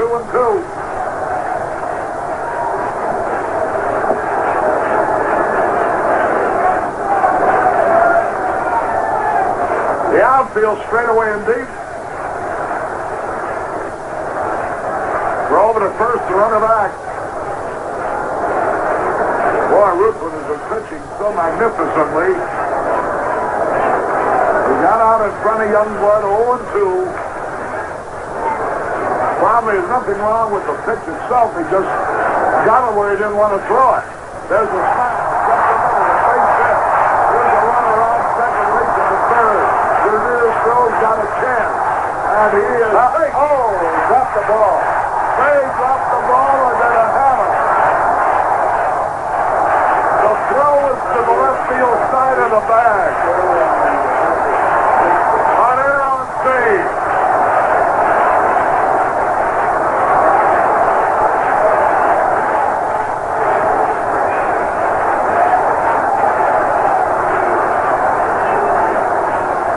There comes Jim Fry out. Boy, invariably that'll happen. You let a guy who got on the cusp get away, and everything begins to develop. Instead of being out of the inning leading 2-1, he's now tied 2-2, and they have runners at first and third with 2 outs. This is a smart move by Jim, in my opinion. He knew that Ruthven made a mistake. Ruthven knows he made a mistake, and then a base hit that follows, he wants to settle him down. Talk to him, talk to his coach. If he still has it, he'll leave him in there. If he feels that he's losing it, then he'll bring in Stoddard. Stoddard is in the bullpen right now, throwing hard. Friendly. They got LaBelle ready. The Giants do, they'll pinch hit. For the pitcher, Mark Davis. They have tied it up with 2 out here. Here's Friendly, who doubled in the second, bounced down in the fourth. Right-hand hitter. Now Friendly. We'll see if Robbie gives Friendly 2 strikes before he wants the Cubs to throw the ball in the air and use a double steal. There's a pitcher that's a breaking ball in it for a strike call. He may only allow him 1 strike. We don't know. 30-year-old receiver up there. Hit .224 last year with 7 homers. Game tied 2-2. Now the delivery, here it is. Curveball, a little bit low. Undoubtedly, that's where he wanted to make that pitch to Youngblood, but got it up high instead. Now ready. Runners at first and third. Bouncing ball to Larry Boa, throws the second, fourth leg to retire the side. 1 run.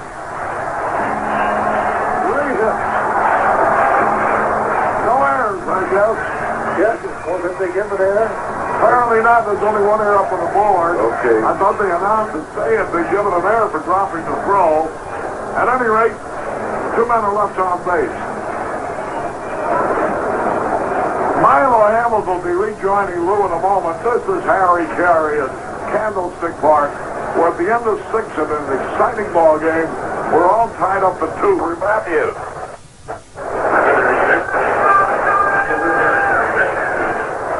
The Giants got a run in the first. Cubs tied it in the fourth. Moreland's homer in the sixth gave the Cubs a brief lead. The Giants quickly answered to tie it. So we're 2-2.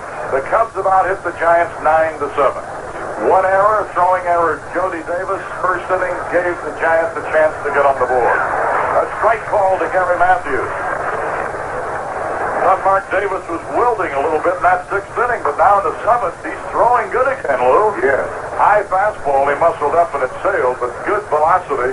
I'd say maybe he's back up around that 88 to 90 now. And he's using that fastball more now. Seems that he's loosened up. He's relaxed a little bit more. Here's the 1-1.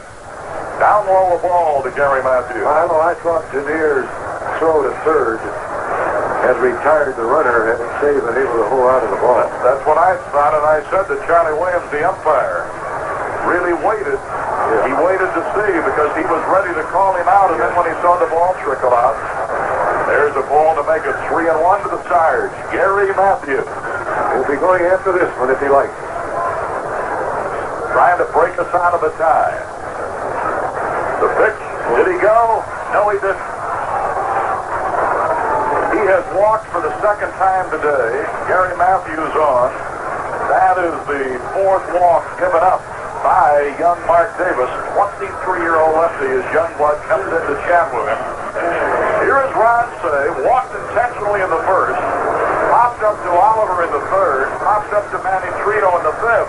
So the Penguin looking for his first hit today, and that's going to put their bullpen to work again, and it will be the left-hander Gary Lavelle, who threw briefly when the Giants were batting in the bottom of the sixth. And Milo, fourth place hitter or not, when a man is not swinging as Say has been doing against Davis, a hit and run is possible. Stretch pitch, swinging, and he pops it up again. This time out behind second, Manny Trio called, Manny Trio there. And it's 2 away. Third time in a row that he's popped up. Yeah, Say didn't give Fry a chance. But he would put it on the first. He's going to go for Say the first pitch and then perhaps put on the hit and run. Make him keep his eye on the ball, which he is not doing today. That'll bring up Moreland, who's hit the ball hard every time up today, and finally jacks one out of here in the sixth inning. We'll be getting in a break for you just as soon as we have time. Do you have anything later on the Dodgers and Cardinals? Looks like the Cardinals are doing a number on Valenzuela. They knocked him out of the box, scoring 5 in the fourth inning.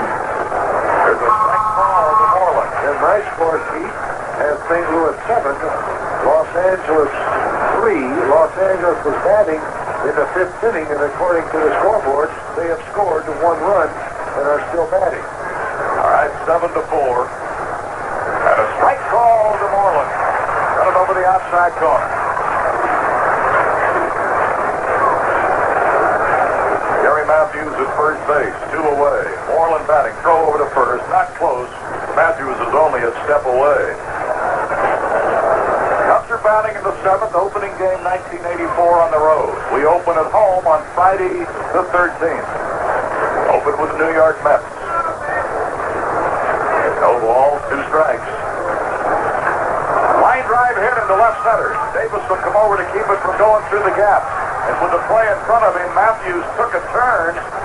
Jody Davis bobbled the ball ever so briefly, but then when he regrouped, Matthews stayed right where he was. So you've got runners at first and second with 2 away, and Jody Davis, the batter. And we've had at least 1 hit in every inning for 7 innings. Let's see if we can add to it right here by Jody. Total of 10 hits. Let's get that break in here. Milo Hamilton and Lou Boudreau with Cubs Radio on the road on the WGN Chicago Cubs Baseball Network. Wake up with the Wally Phillips Show each weekday morning at 5:30 right here on WGN Radio, Chicago.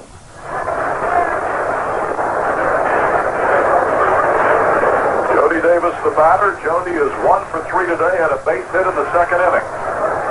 Breaking ball stayed outside, 1-0. One of those stations just coming in for that last break. WNNO, Wisconsin Dells, Wisconsin. Great to have the folks at WNNO with us on the Cub Network in 84. Jody looks at the strike, came over the top. There was that swerve. That was the swerve. Now that looked more like a curve than a slider to me. He uses that pitch in a jam with men on base. 1 ball, 1 strike. Matthews second. Moreland at first with his second straight hit. Drive out into right center, slicing. Jody Davis running. He'll get it. He'll be up against the fence. Matthews will score. 3-2. And as Moreland crosses, it is 4-2. A 2-run double by Jody Davis. He came back with the same pitch, but it didn't break as much as the prior pitch when you called it like a curveball. This one hung up outside for Jody, and he went to right center beautifully with it. Oh, I like it when Jody doesn't try to jerk everything to left and left center. I've seen signs of him in the last 10 days being a more patient and dedicated man to going with the pitch away. He's disciplined himself by not trying to pull the ball at every time at bat. Now I hope that it continues once we get at home in Wrigley Field. Very good point. This is Durham, and a fastball at the letters too tight. 1 ball, no strike. Remember, after our game, we'll have the scoreboard. Then in Chicago, Uncle Bobby Collins will slip in, then it'll be Sports Central. And here's the 1-0. Whoa, what a rip. Oh, Bull might have screwed himself into the ground like a corkscrew, but he didn't connect. And the count is even at a ball and a strike. Durham has hit into a double play, walked and scored on a Boa double. And last time up had a base hit. Pulled jug handle fly ball, a blooper into left. That makes up for the ball that he hit like a screaming Mimi in the second. It was a double play ball. That's a strike over the outside corner. They say they even out, do they? Not in my career.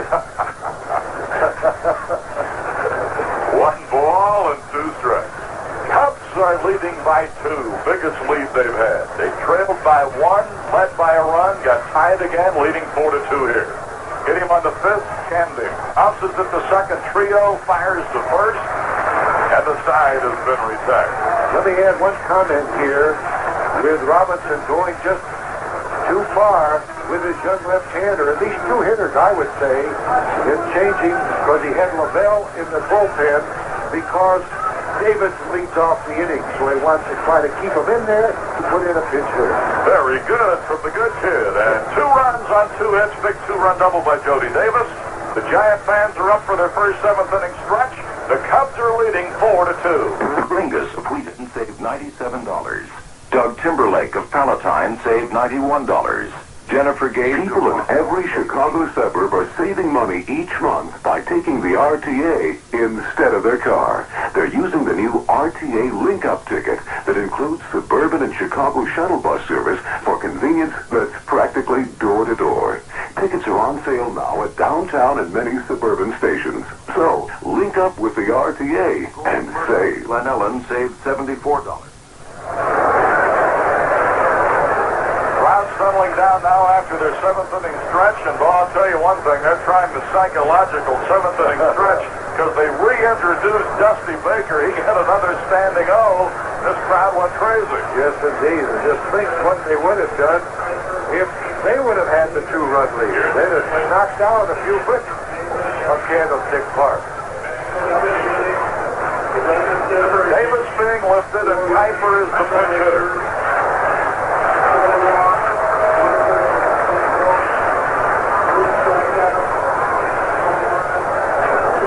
Will be batting for Davis. Lane Kuiper from Racine, Wisconsin. Played with Cleveland for a number of years. It's his 3rd year as a Giant. Batting left-handed against Ruthven. Low inside, ball 1. Now, Fry has to watch Ruthven very closely. He's had great stuff up to here. He's got into trouble in the 6th. He has a 2-run lead to work on. 4-2 Cubs. 1-0 pitch. A strike, a good fastball, and it's 1-1.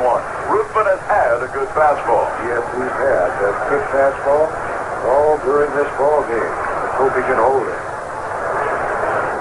Ruthven reads the sign from Jody Davis, his battery mate who got him in front again with a 2-run double. A little under the letters too tight, and it's 2 balls and 1 strike.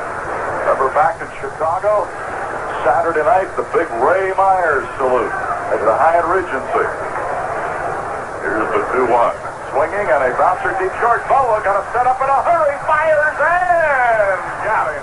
Good play by Larry Boa. Good play by Larry and a good stretch by Durham. Good play on both ends. That keeps that leadoff batter from getting on, and you saw Boa again having trouble with that soft dirt. He goes back and moves it out after every play that he has to make at shortstop. The master, the batter, and speaking of that Ray Myers salute, Ray will be throwing out the opening pitch, opening day at Wrigley Field on the 13th. Well, I think Marge ought to help him a little bit on that. Oh, she'll be there. There's a strike, still a master who has 1 for 3 and scored a run. And Mary High from Ed Monetta's office at the Ball tells us that tickets are still available for the dinner. You can call Herb Newman and his gang at 321-7643. Swing, and they miss. Boy, is Ruthven quick in this inning. Yes, indeed. Those 2 runs look beautiful up there for everybody that's rooting for the Cubs. Cubs have out hit the Giants 11-7, leading the score 4-2.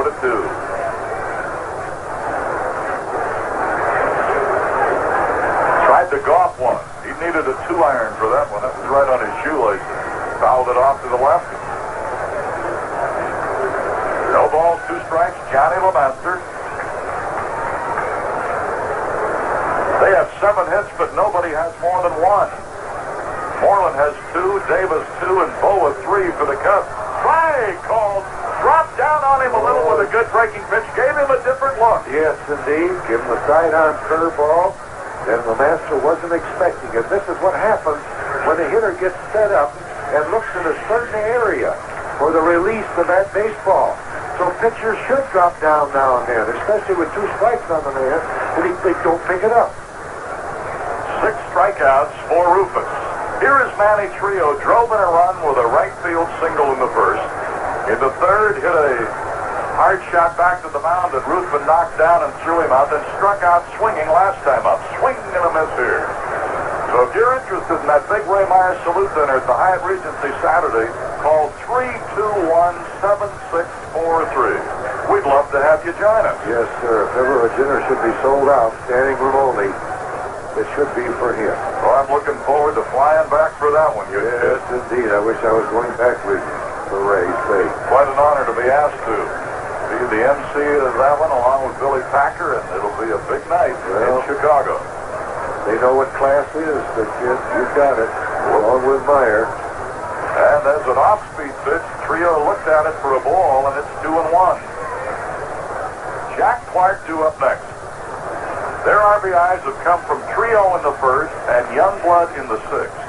The Cub RBIs have come from Boa, Moreland, and 2 by Jody Davis. The pitch. Swing, and they miss. Perfect spot, right? He's only made 1 mistake thus far in this ball game, and that was to Youngblood. Well, I thought when he didn't throw a fastball and hung a breaking ball to the master, the first inning was a little mistake, too. You're right, but the count was against him. There's a line drive into left center. It'll drop and roll. It'll take off to the fence. That'll be an extra base for Manny Trio. Matthews fires it into the shortstop who went out into the outfield grass to get it. And it's a 2-out double for Manny Trio, his 2nd hit of the game. Well, we're not worried about Trio right now. We have to be worried about Clark. And this is where Ruthven, the veteran, knows that the tying run is at the plate. He wants to keep Clark from hitting the long ball. Clark is 1 for 3, had a base hit in the 3rd inning. Around that single, he's popped to first and he's bounced to second. And now a different man gets up in the Cub bullpen because we're in the 7th inning, and this time it's Big Lee Smith.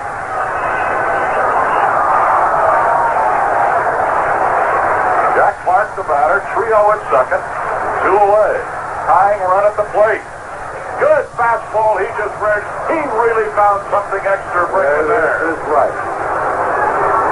He gave everything he had on that pitch, and he has to on every pitch right here. This is the ball game. No balls, one strike, pitch on the way. Swing and a miss with the bottom dropped out.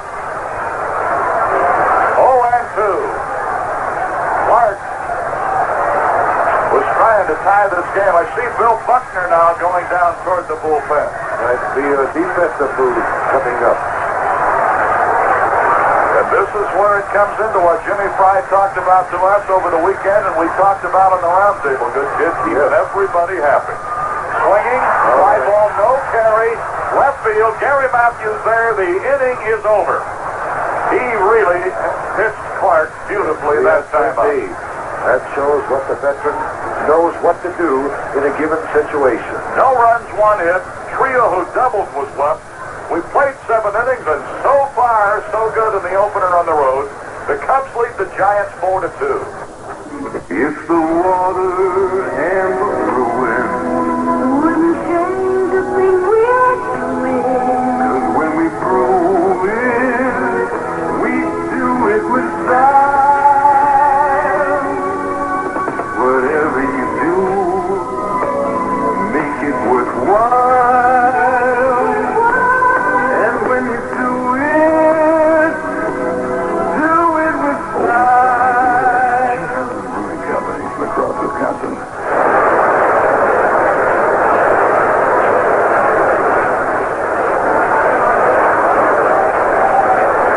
The new pitcher came out, Gary Lavelle, and he asked Harry Wendelstadt to have the ground crew come out. Looks as though maybe they're having some trouble around the rubber, huh? Yes.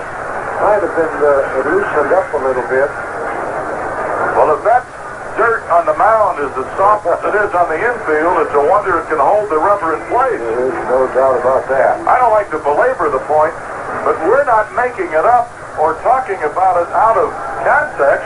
We came in here Sunday night and the papers were full of it because the players from both Oakland and the Giants who played a Bay City weekend series both were beeping about it. So it's not our imagination or something the Cubs are using as an excuse. It's a fact here. Oh, yeah. Absolutely. Both clubs will admit to that. They had to roll this not only yesterday, early in the morning, but this morning, trying to settle that infield down, and yet it still is in the sandy condition. Gary Lavelle, who will be the new pitcher. Davis worked 7 innings, 4 runs, 11 hits, walked 4, struck out 3, served up a gopher ball to Moreland. Now Gary Lavelle, starting his 10th year in the big leagues, 6'1", 200. All of his career with the Giants. He got a sinking fastball, a slider, and last year he started fooling around with a kind of a combination fork ball, split finger. Got so he liked it, stayed with it this spring, and will continue to throw it. We'll probably see him throw it here. And it's made him a much more improved pitcher. That he doesn't have just the 2 pitches, a curveball and fastball. Smith continues to throw, Marlo, in the Cubs bullpen. So Fry wants him to be ready on quick notice if something happens in the bottom of the 8th inning. And it's also, since we can't see into our dugout, he may have already made up his mind because Ruthven is due up Absolutely. second in the inning, and we might get a tip on that when the on-deck hitter finally does come out, and he has not come out yet. I think you're absolutely correct because this is the farthest Ruthven has gone, even in spring training. And, of course, when you think of the 6th inning, that might have taken a little toll on him because that was a rough inning. Number 1. All right, Larry Boa, 3 for 3, and he'll be batting right-handed again. Larry says, bring on those lefties. What a great start this little shortstop had. Oh, he was fired up yesterday in the workout. He was on the batting practice pictures. He says, throw me something I can hit. Pitch to Boa. Swinging, sends a fly ball to right. Clark is there. Clark makes the catch. That's a difficult outfield at this time of day, isn't it? Yes, it's like Wrigley Field. Not as bad as Wrigley Field to play with that sun, but this can be tough. Ruthven will come out and bat for himself. We got a great Cub fan who came to Mesa, Arizona last weekend and got out of town before we could acknowledge him. Michael Moss from Highland Park and his 9-year-old son Jeremy Moss. I know they're listening to the game today. Big Cub fan. Swing and a miss by Ruthven. Cubs radio from San Francisco. Gary Lavelle in relief of Davis. Outside to Ruthven. 1 ball, 1 strike. Gary Lavelle, veteran reliever, delivering and low outside a ball. Gary Lavelle, active member of the Fellowship of Christian Athletes. He's quite a young man. Here's the pitch. Swing and a high pop over to the right side. Oliver coming over. Oliver is there and makes the play. Friendly had gone up the line, but in that kind of a situation, you'd rather have the infielder take it, whether it's on the first base or third base, because they've got a different kind of glove, first of all. They usually have a better look at it. And plus the fact that he has glasses on, dark glasses, and he's facing the sun, and the infielders on that right side, Trio and Oliver, plus the right fielder with glasses. Near 1 for 4. He got a base hit in the first inning. He hit the very first pitch of the game, a rifle shot right back by Mark Davis's ear. Here is the pitch. That is a ball. Little upstairs with his fastball. Denier was caught stealing in that inning when Brenly gambled and called for 2 straight pitch outs with a 2-1 count. A ball low inside. At that time, it was a big play. It still might be, but it was certainly something that was unexpected. You just don't go 3-1, do you? No.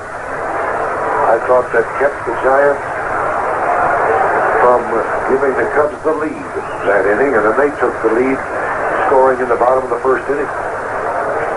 2-1 pitch, high outside a ball, and it's 3-1 to Bob Dernier. Ryan Sandberg would be next. Nobody on, 2 away. Lavelle working in the 8th inning. The Cubs are in front 4-2. As you're starting to get into the drive time back home and you're picking us up on Cub Radio, great to have you with us and start another season. High outside, he walked him. So Lavelle, after getting Boa and Ruthven, loses Dernier on a pass, and that is the 5th Cub to walk in this game, and it brings up Ryan Sandberg. Sandberg had a base hit in the 3rd. It was a leg hit. Then in the 5th inning, LeMaster, who went to school on the hit before, and boy, he let go of that ball in a hurry and got him the next time. Made a very fine play. Then in the 7th inning, Sandberg struck out. So he's 1 for 4. So to first, Dernier dives back.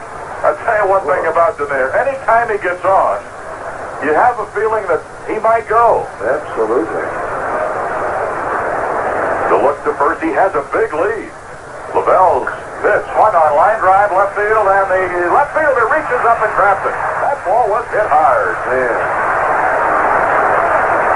Sandberg hit the ball right on the button, but it just didn't get any uplift to it. As a result, Leonard was able to grab it. No runs, no hits, no errors, a walk. 1 left. We'll go to the bottom of the 8th. The Cubs are still in front, 4-2. Throughout our school, there's one promise made.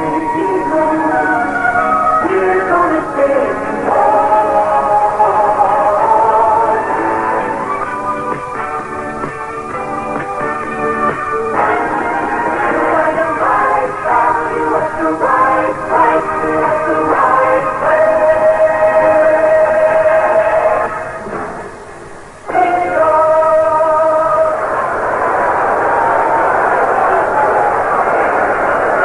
bottom of the 8th, and good kid, fill me in on this now. I've got a feeling that since Smith continued to throw through the inning, that probably Jim Fry, Billy Connors, and Ruthven have talked it over. Said, all right, you're going to go back out there. You got the 2-run lead, but if there's any trouble, we're probably going to come right out and get you. Well, if you will count if a man gets on base, trouble, that'll be it. Because that brings the tying run to the plate. So I agree with you 100%. You better not lose the man in this inning. Smith is continuing to throw. Al Oliver hit by a pitch in the first, popped up to stay in the third. Had a double with one out in the sixth, and later scored on a Youngblood single. At that time, it tied the game at 2. But the Cubs then went out in front with 2 more and lead 4-2. Pitch by Ruthven to Oliver. Slicing fly ball left center. Engineer coming over, and Engineer is there, and that ball gave him a little trouble. Yes, he was playing a little deeper for Oliver that time due to the fact that, as you mentioned earlier, Oliver sent one over his head, which he started in. Right. So he's playing deeper that time and had to come in to make the catch. And the reason you could tell he had trouble, because you never want to see, or neither does an outfielder want to catch a ball with the palm of his glove down, and he had to that time. This is right. But he's short enough to make the play. Here is Leonard. Leonard is 0 for 3. I want to tell you young Cub fans about a big promotion coming up Saturday, April 21st, when the Cubs entertain the Pirates.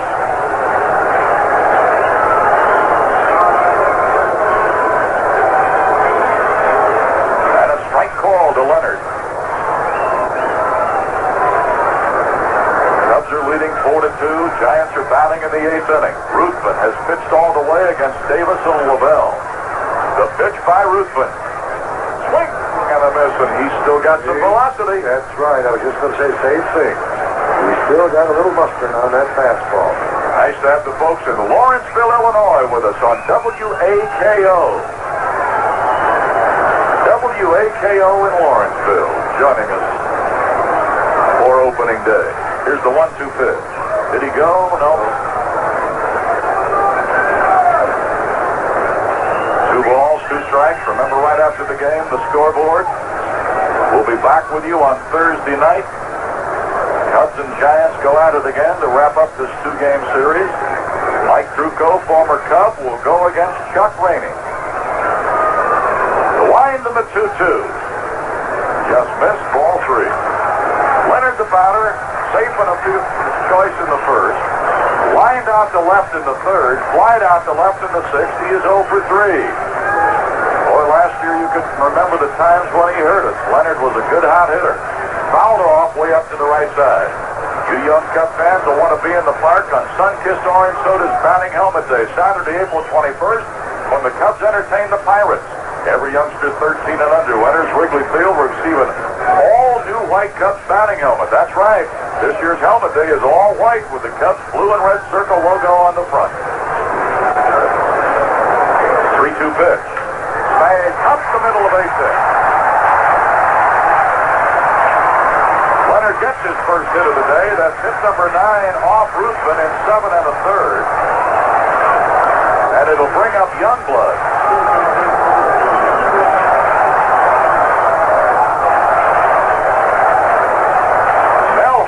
Loosening in the bullpen. Throws Gary Woods. And Cotto. That's the first time we've seen 3 outfielders warming up for the Cubs in the bullpen. And Lee Smith continues to heat it up on the bullpen mound. Youngblood 1 for 3. Had a base hit in the 6th and drove in their second run.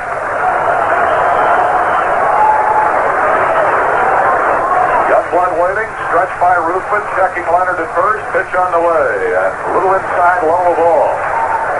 The Giants also have their bullpen working, and you can bet since Lavelle has been in the game that it'll be Minton in that bullpen now. Yes, you're right. Now Jimmy Fry is coming out. And as he heads towards the mound, we'll remind those youngsters again that those batting helmets are one of a kind, and you won't want to be without your sun-kissed orange soda Cubs batting helmet. So make your plans now to be at Wrigley Field for batting helmet day, and be sure to purchase your tickets in advance. That'll be Saturday, April 21st. Jimmy Fry has reached the mound. He's telling Ruthven, you gave me everything you had. You pitched a heck of a game. And Ruthven did just that. And Big Lee Smith will be making his appearance, trotting coming in for the bullpen. Well, he was thinking with us, or we were thinking with him. So there's a pitching change in San Francisco. All right, Lee Smith ready to work. Last year led the league with saves with 29, with a great ERA of 165. And he comes in a game situation, and that's for sure. Lee Smith, 26 years old, fastball, slider, straight change, will seldom throw the curveball, and when he does, he'd rather show it to them. And the first buzz bomb is inside of the knees. Now, Youngblood, who is 1-4-3 and an RBI, goes to 2-0 with that count because Smith inherited a 1-0. Knowles is throwing in the Chicago bullpen. The pitch, swinging and a line drive, big by Boa. A sinking liner that Boa stretched out prone and could not get leather on it enough to keep the ball from going through. That will be a base hit. Yes. Youngblood is definitely a fastball hitter. And Smith is a fastball pitcher, so consequently it's one throwing his best pitch against the hitter who is timing that fastball quite well, Youngblood. All right, it's the Cubs 4 runs, 11 hits. The Giants 2 runs, 10 hits, but the tying runs are on board, and there's only one out. And the batter, Jody Davis. Davis batting with 2 on and 1 out, 8th inning. Smith stretches, looks back, big right-hander fires, bullseye over the outside corner into the letters, and it's strike one. Davis was called out on strikes in the second, called out again on strikes in the fourth, got a base hit in the sixth. Ruthven went 7 in the third, 9 hits, 2 runs, but one of the runners on is Ruthven's responsibility. Struck out 6. High foul out of play off to the left, 2 strikes. He hit a batter. And the good kid will check his sheet. I don't think he walked anybody. Didn't walk a man. That's amazing, isn't it? First time out. It's great. So Ruthven, as he usually does, keeps you in a ball game. Pitched into the 8th inning. Now it's up to the bullpen. And Stoddard has replaced Knowles in the bullpen. Smith stretching, looking back, looks again to second, brings it to the hitter. High outside with his fastball, 1 and 2. Jody Davis has 1 of their 10 hits. Youngblood has 2. Trio has 2. Trio drove in a run in the first. Youngblood drove in a run in the 6th. Jody Davis's 2-run double in the 7th is the difference right now. 4-2 Cubs. Long look back and delivers. Swinging. High pop. Shallow left. Boa out. Matthews in. Boa makes the play. Boy, Boa really stayed with that one, I want to tell you. Yes, he did. It was high, really. And it was getting a little dangerous because Matthews was coming on hard behind him. Right, but Matthews wasn't sure he could get to the ball. Consequently, he didn't holler. He let Boa back into him to make the play. Richards, a new member of this club, former Padre, worked his way onto this club in spring training. Richards will be the batter. He'll be batting left-handed against Lee Smith. And Scotty Thompson, former Cub, is on deck as another pinch hitter. But let's hope right now that it doesn't get to that. Wait for Thompson in the 9th inning. Hey, you don't think Scotty'd be up there with some adrenaline pumping him up, do you? The stretch pitch by Smith. Swing and a foul. Had the fastball by him. Yes, he did. Luckily fouled it. No balls, 1 strike. Smith in relief of Ruthven. Stoddard continues to throw in the bullpen. Minton continues to throw in the Giant bullpen. Cubs leading 4-2. Smith ready, checking runners first and second with 2 down. Long look back, kicks and he fires. Fastball up and away, evens the count at a ball and a strike. Outfielders know, and have been told already by a couple of veteran infielders, the tying run is at first base. That's the man we have to stop if a ball is hit safely into the outfield. Don't make a mistake of throwing to a wrong base in this situation. Here's the 1-1. Foul back. Good fastball again by Lee Smith.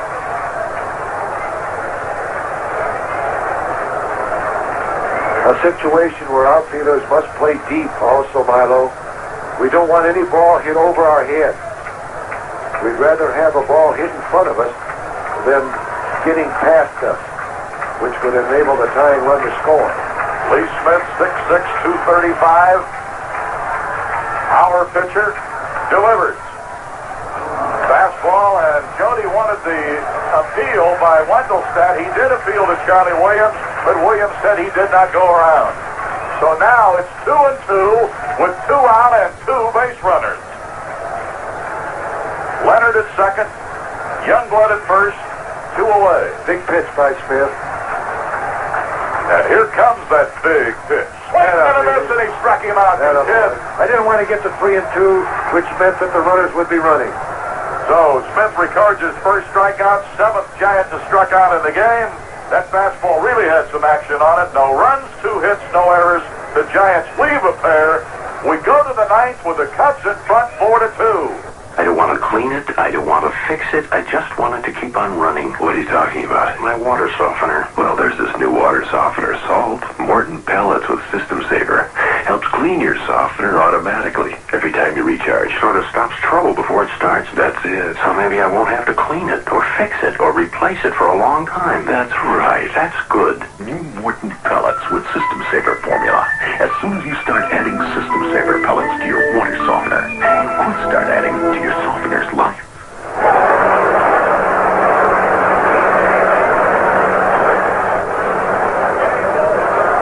Our game moves to the 9th. Cubs batting, leading 4-2. And Gary Lavelle, who came on in the 8th inning, continues to work in the 9th, and the new catcher for San Francisco, Steve Nicosia, came up in the Pirate organization. In fact, in the '79 World Series, as a rookie catcher, Chuck Tanner had the confidence in to start him in 4 of the 7 games. And he was traded out here last year because with Pena coming on strong for the Pirates, he just had no job left. Then he had worked his way into the starting catcher for today's game, but got hurt in Sunday's exhibition game. I can't understand a man that can come in this late in the ball game and not being able to start if he's my number 1 catcher. Well, unless you're just to say that he cannot swing the bat. And then consequently, that must be the reason that he's in here for the 9th inning. All right, the first pitch is a strike call to Gary Matthews, and he swings and fouls one off to the right side. It'll carry over enough toward the tarp in front of those extra seats. They've got seats here today like you see it at playoffs, All-Star games, and World Series. Maybe they rehearsed for this for their All-Star game that'll be here this year. That's correct. They're using the field boxes is what they're termed. Here's the 0-2 to Matthews. Swing and a foul into the screen. Matthews has been on base 3 times. A walk, a single, and a walk. He scored run number 3 ahead of Moreland when Jody Davis got the 2-run double in deep right center in the 7th inning. Low ball. There are 54,188 here today. Of those, 52,700 paid. A great crowd, and I feel good for Bob Lurie because they have tried to get this franchise back on the track, and this is a good opening crowd. Swing, and they miss. I think that was the 4th ball that you were talking about. So that is strikeout number 1 for Lavelle. 4th strikeout of a Cub in the game. Here is Ronce, 0 for 3. He's popped up 3 straight times after getting an intentional pass in the opening inning.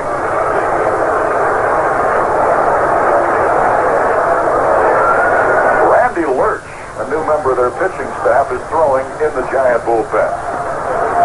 Down low a ball to the Penguins. The Cubs about hit the Giants 11-10, leading the score 4-2. 2 errors in the game. They both belong to the Cubs. One led to a run. The other didn't. There's a high drive, left field, going back, going, and him down. Holy Toledo, did the Penguin crank up on one for his first hit of the year? He belts it out of here to left. Yes, indeed. Now he can tip his hat to those Foo Birds. And there's a lot of them here. Remembering what they did to them, the Giants, when he was with the Dodgers. He got a hold of it. Second Cub home run of the day. Moreland led off the sixth with one, and Say gets one here, and it's a 3-run lead for the Cubs. This is Moreland, takes a high fastball. St. Louis way out in front of the Dodgers. Kansas City beats the Yankees.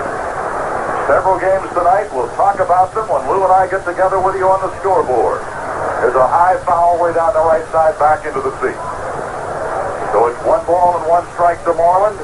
Jody Davis due up next, and it'll be Durham.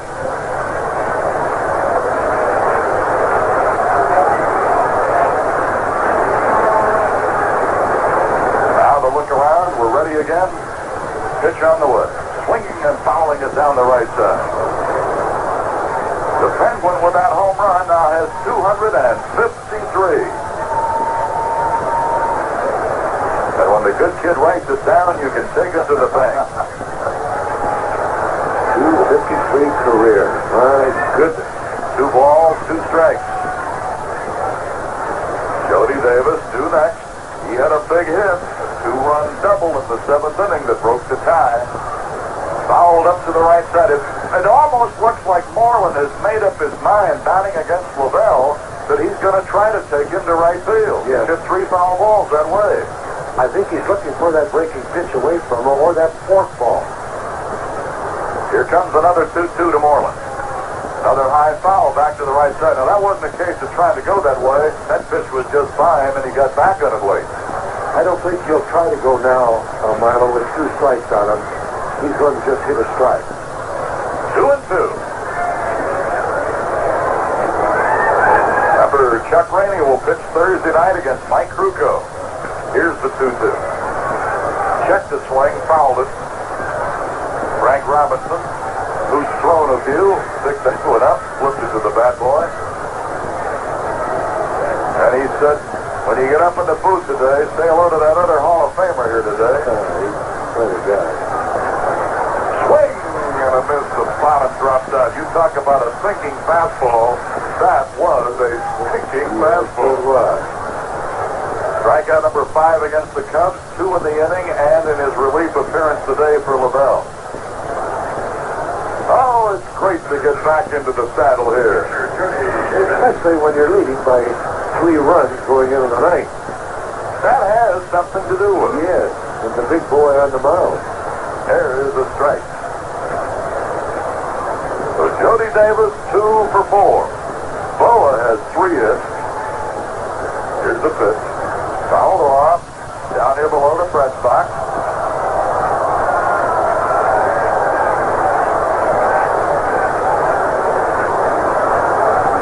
Drives on hand.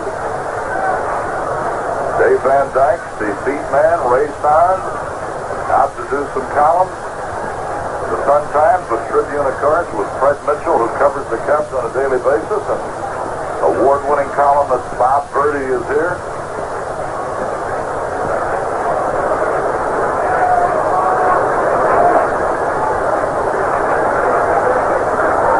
Bouncer foul down to Zimmer. Raced on, who joined us in the later stages of spring training again and come on out with us here.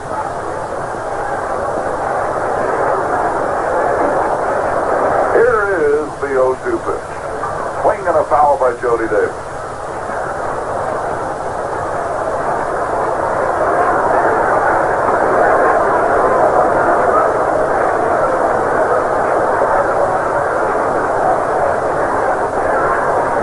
Lavelle shakes off a sign. Now he's ready. Way outside, he waits at the fastball. Cubs are leading 5-2, picking up an insurance run and a long homer by Say in this 9th inning. Swing and a miss, and he struck him out. Boy, I tell you, he threw a wicked fastball away. And he strikes out the side, but the home run enabled the Cubs to get ready for the bottom of the ninth, leading by this score. Cubs 5, Giants 2. Talman Home Federal Savings is now offering a wide variety of consumer loans. So if you're in need of a loan, ask Talman Home about their very attractive rates and terms. Talman's consumer loan rates are structured lower than most of the competition because they charge simple rather than add-on interest, which is commonly charged by many lenders. But at Talman, the more a borrower pays off, the lower the amount of interest charged. Also at Talman, there are no penalties for early repayment. So if you need an auto loan for a new or used vehicle, personal loan for any purpose, a home improvement or student loan, you can find one at Talman where they're committed to serving all your financial needs. Talman Home is an equal opportunity lender. A Talman financial counselor will be happy to help you obtain the loan that's right for you. Stop at any Talman Home Financial Center. We've got a change in right field. It'll be Mel Hall. Little defensive maneuver here by Jimmy Fry. Also, keeping Hall in the ball game. Might have a little attitude problem corrected. Now Pittman will be the pinch hitter for LaBelle. Utility infielder. He showed us in some spring games that he can play about any place you put him. That's right. Joe Pittman will bat for LaBelle. Then Johnny Lemaster, he's already on deck. Then it'll be Manny Trio. Lee Smith trying to go after that first hitter here. As the Cubs lead 5-2, they've out-hit the Giants 12-10. First pitch on the way, bullseye right down the middle for a called strike. Also with us covering from Herald City, the Arlington Herald, Mark Ruda. I don't know how I forgot him a minute ago because we must have talked for an hour at the workout yesterday.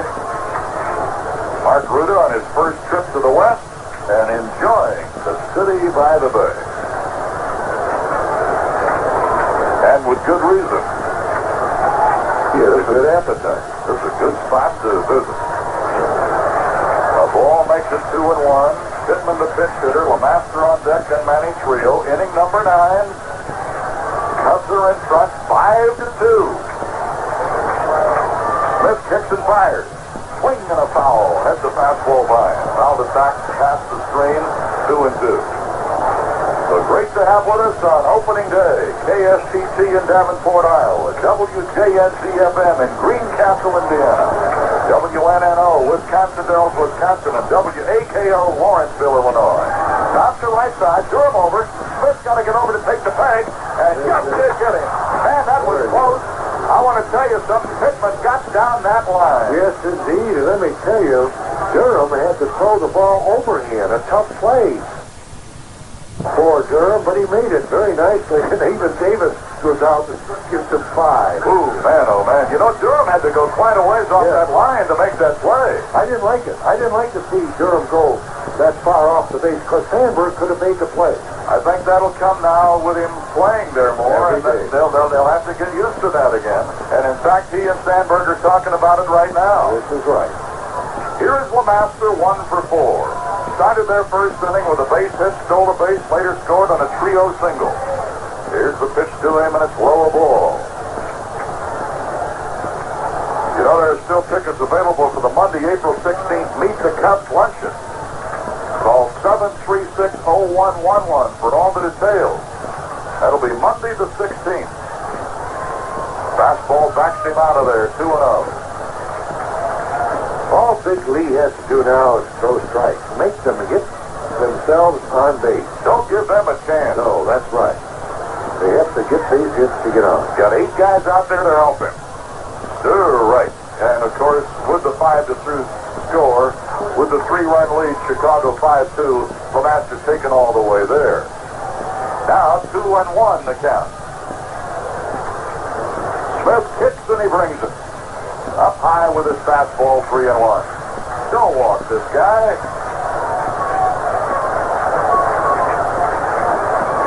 Dallas Green Green down below, hoping that Smitty can end this thing, along with his assistant and the traveling secretary, John Cox. The pitch. He walks in. Well, that makes that say homer big now, because otherwise you'd have been bringing the tying run to the plate here. Walk number 1 by Smith. First walk in the game given to the Giants. Manny Trio, the batter. And, of course, the head of Tribune Broadcasting, Jim Dowell, out for the opener. Andy McKenna, the chairman of the board of the Cubs. And the chief operating officer, Jim Finks, is here. So, make an impression, Cubbies. You got the big guys looking on here. Manny Trio, 2 for 4, a single, a double, and an RBI. Smith will go to the stretch. LeMaster with a lead at first, pitch on the way. Right down the middle for a called strike. Jack Clark on deck.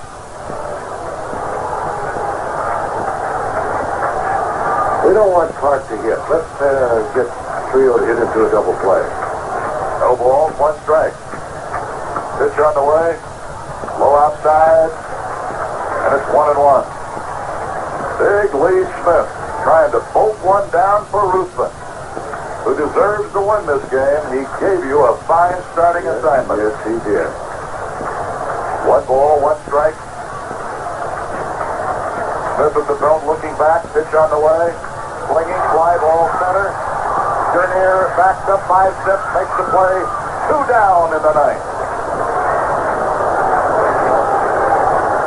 Now you see, to go back to point up the importance of that insurance home run by Say. You'd have had Clark, a dangerous hitter, stepping in now, representing the tying run as it is. Even if he jacks one out of here, you've still got a 1-run lead. You're still in the lead, correct. A 3-run lead is so important when you get into the 7th, 8th, and 9th inning. Jack Clark had a base hit in the 3rd inning. He's 1 for 4. The pitch to him is outside the ball. Davis is going out to talk to Lee Smith, just telling him, get the ball over the plate. You don't want Oliver to come up there as the tying run. Remember, after the game, the scoreboard on all of these same Cub stations. Jack Clark, 1 ball, no strikes. Checking the runner first. Durham playing behind the runner now with 2 away. And Clark tried to bunt his way on with Day playing back, but it was high and away. He didn't connect on it, and it's 2 balls and no strikes. Milo Hamilton, Lou Boudreau, Cubs radio from Candlestick. We need an out to open up this season on a winning note. Here's the 2-0. And a strike right under the letters on the inside corner. 2 balls, 1 strike to Clark. Now Oliver due up next. You talked about you didn't want to see Clark hit. Well, you don't want this thing prolonged and give Oliver a chance to bat either. Here's the pitch. Swinging, line drive left field. Matthews back. That ball sails over him. Matthews fires it in a hurry to Boa. And it's a 1-3 combination here. First and third. That line drive, talk about how hard it was hit. I really thought that when it left the infield, that Matthews had a chance to catch the ball, but it kept on sailing. It kept on over his head. The ball was hit like a bullet. He had no chance after that ball got over his head. And had he got under that ball, it would have been gone. 11 hits for the Giants. The Cubs have 12. Clark getting his 2nd hit. And now here is Mal Oliver, and he represents the tying run. Now the complexion of this inning has changed. Runners first and third, 2 down.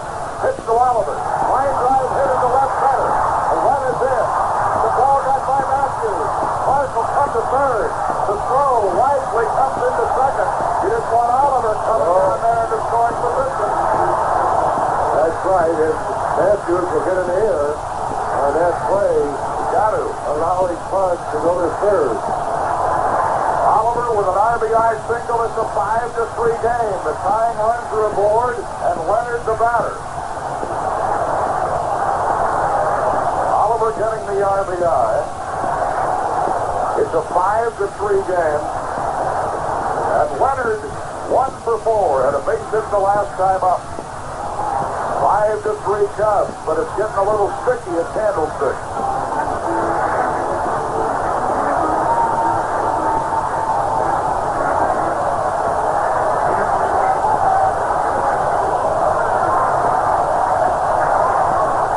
Leonard, 1 for 4.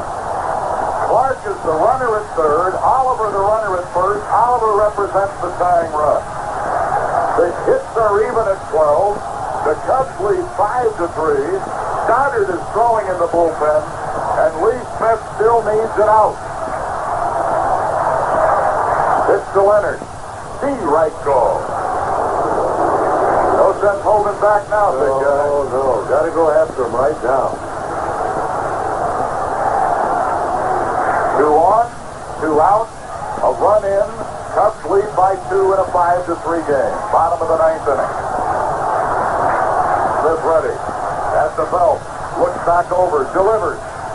Strike 2 called. He's letting it hang out now. Don't change it right now. Now I'd like to see him come from underneath. But if he does, throw the ball away. Well, Don't throw it. Try to get it inside and make a mistake. Now time has been called. Hitter steps down. Harry Wendelstedt, the new crew chief. But everybody knows time has been called. Clark at third. Oliver first. A walk and 2 hits in the inning. Here's the 0-2.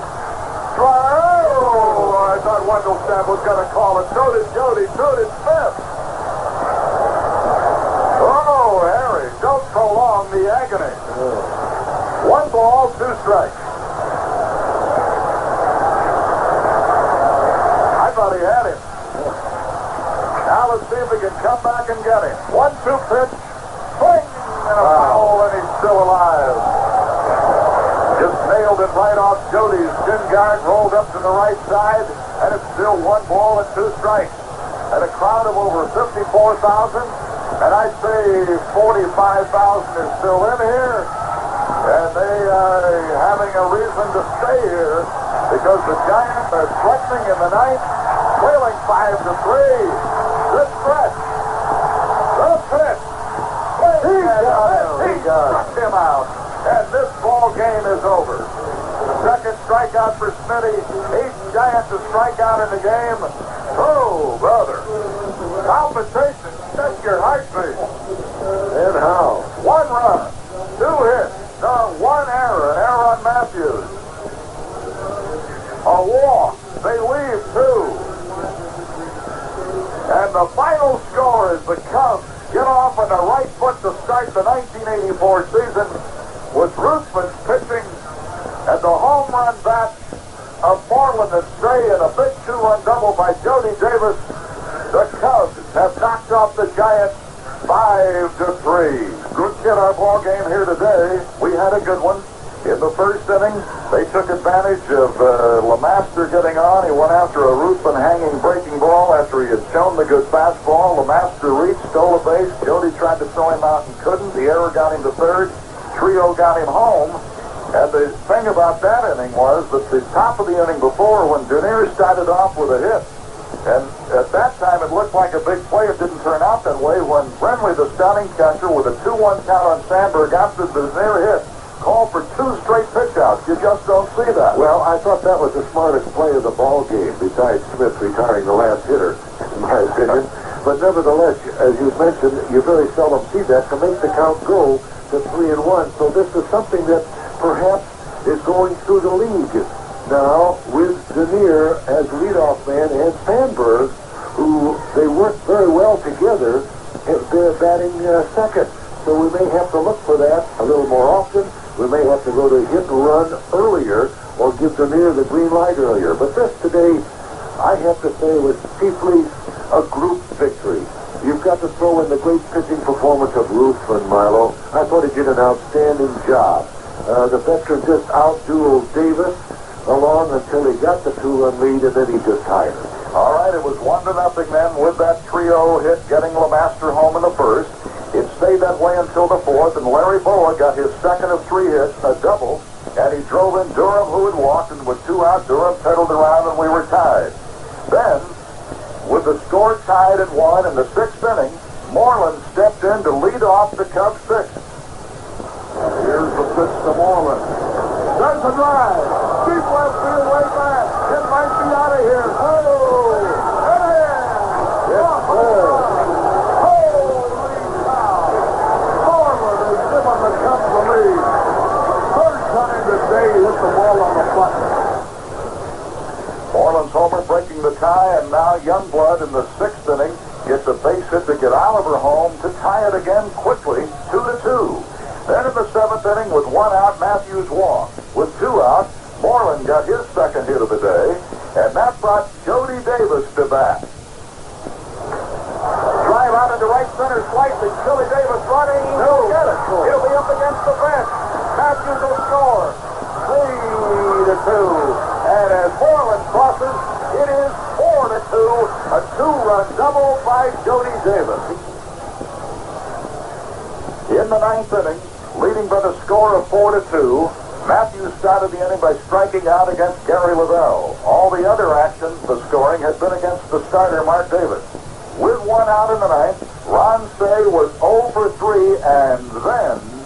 There's a high drive, left field, going back, going, and gone! Yes. Holy Toledo, did the Penguins clank up on one for his first hit of the year? He belts it out of here to left. Now the Cubs on Penguin power had a 5-2 lead. And it looked as though they were going to need it, because in the 9th inning, Smith, who had come on in the 8th and gotten out of a bit of a jam, got into some trouble when he walked LeMaster with 1 out. Trio then flied out, but Clark got his second hit of the day. Oliver got a base hit to make it 5-3, but then the big right-hander from Louisiana struck on Leonard, and as you said, that was one of the big ones. Yes, and Marlo, as we mentioned in the last day or two from spring training, I did not think Smith was throwing well. He was not the fastball pitcher that we knew. But today he was much different. Even though they got 3 hits off him and scored a run, I thought he was throwing like the Smith of last year. All right, the happy total board. Cubs 5-12-3 leave 10. Ruthven, the winner, saves Smith, winning RBI Davis. And for the Giants, 3-12-0, they strand 11, and Mark Davis was the starter and loser. So with the off day tomorrow, we'll be back with you on Thursday evening when Chuck Rainey will go against Mike Krukow. And that's the scoreboard for today. The scoreboard has been brought to you by your Chicagoland and Northern Indiana CarX Muffler Shop. Don't worry, call the CarX man. In Chicago, stay tuned for what's left of the Bobby Collins Show on this day. Then Sports Central. I'm Milo Hamilton, thanking you for being with us. See you on Thursday. This has been another presentation of WGN Sports.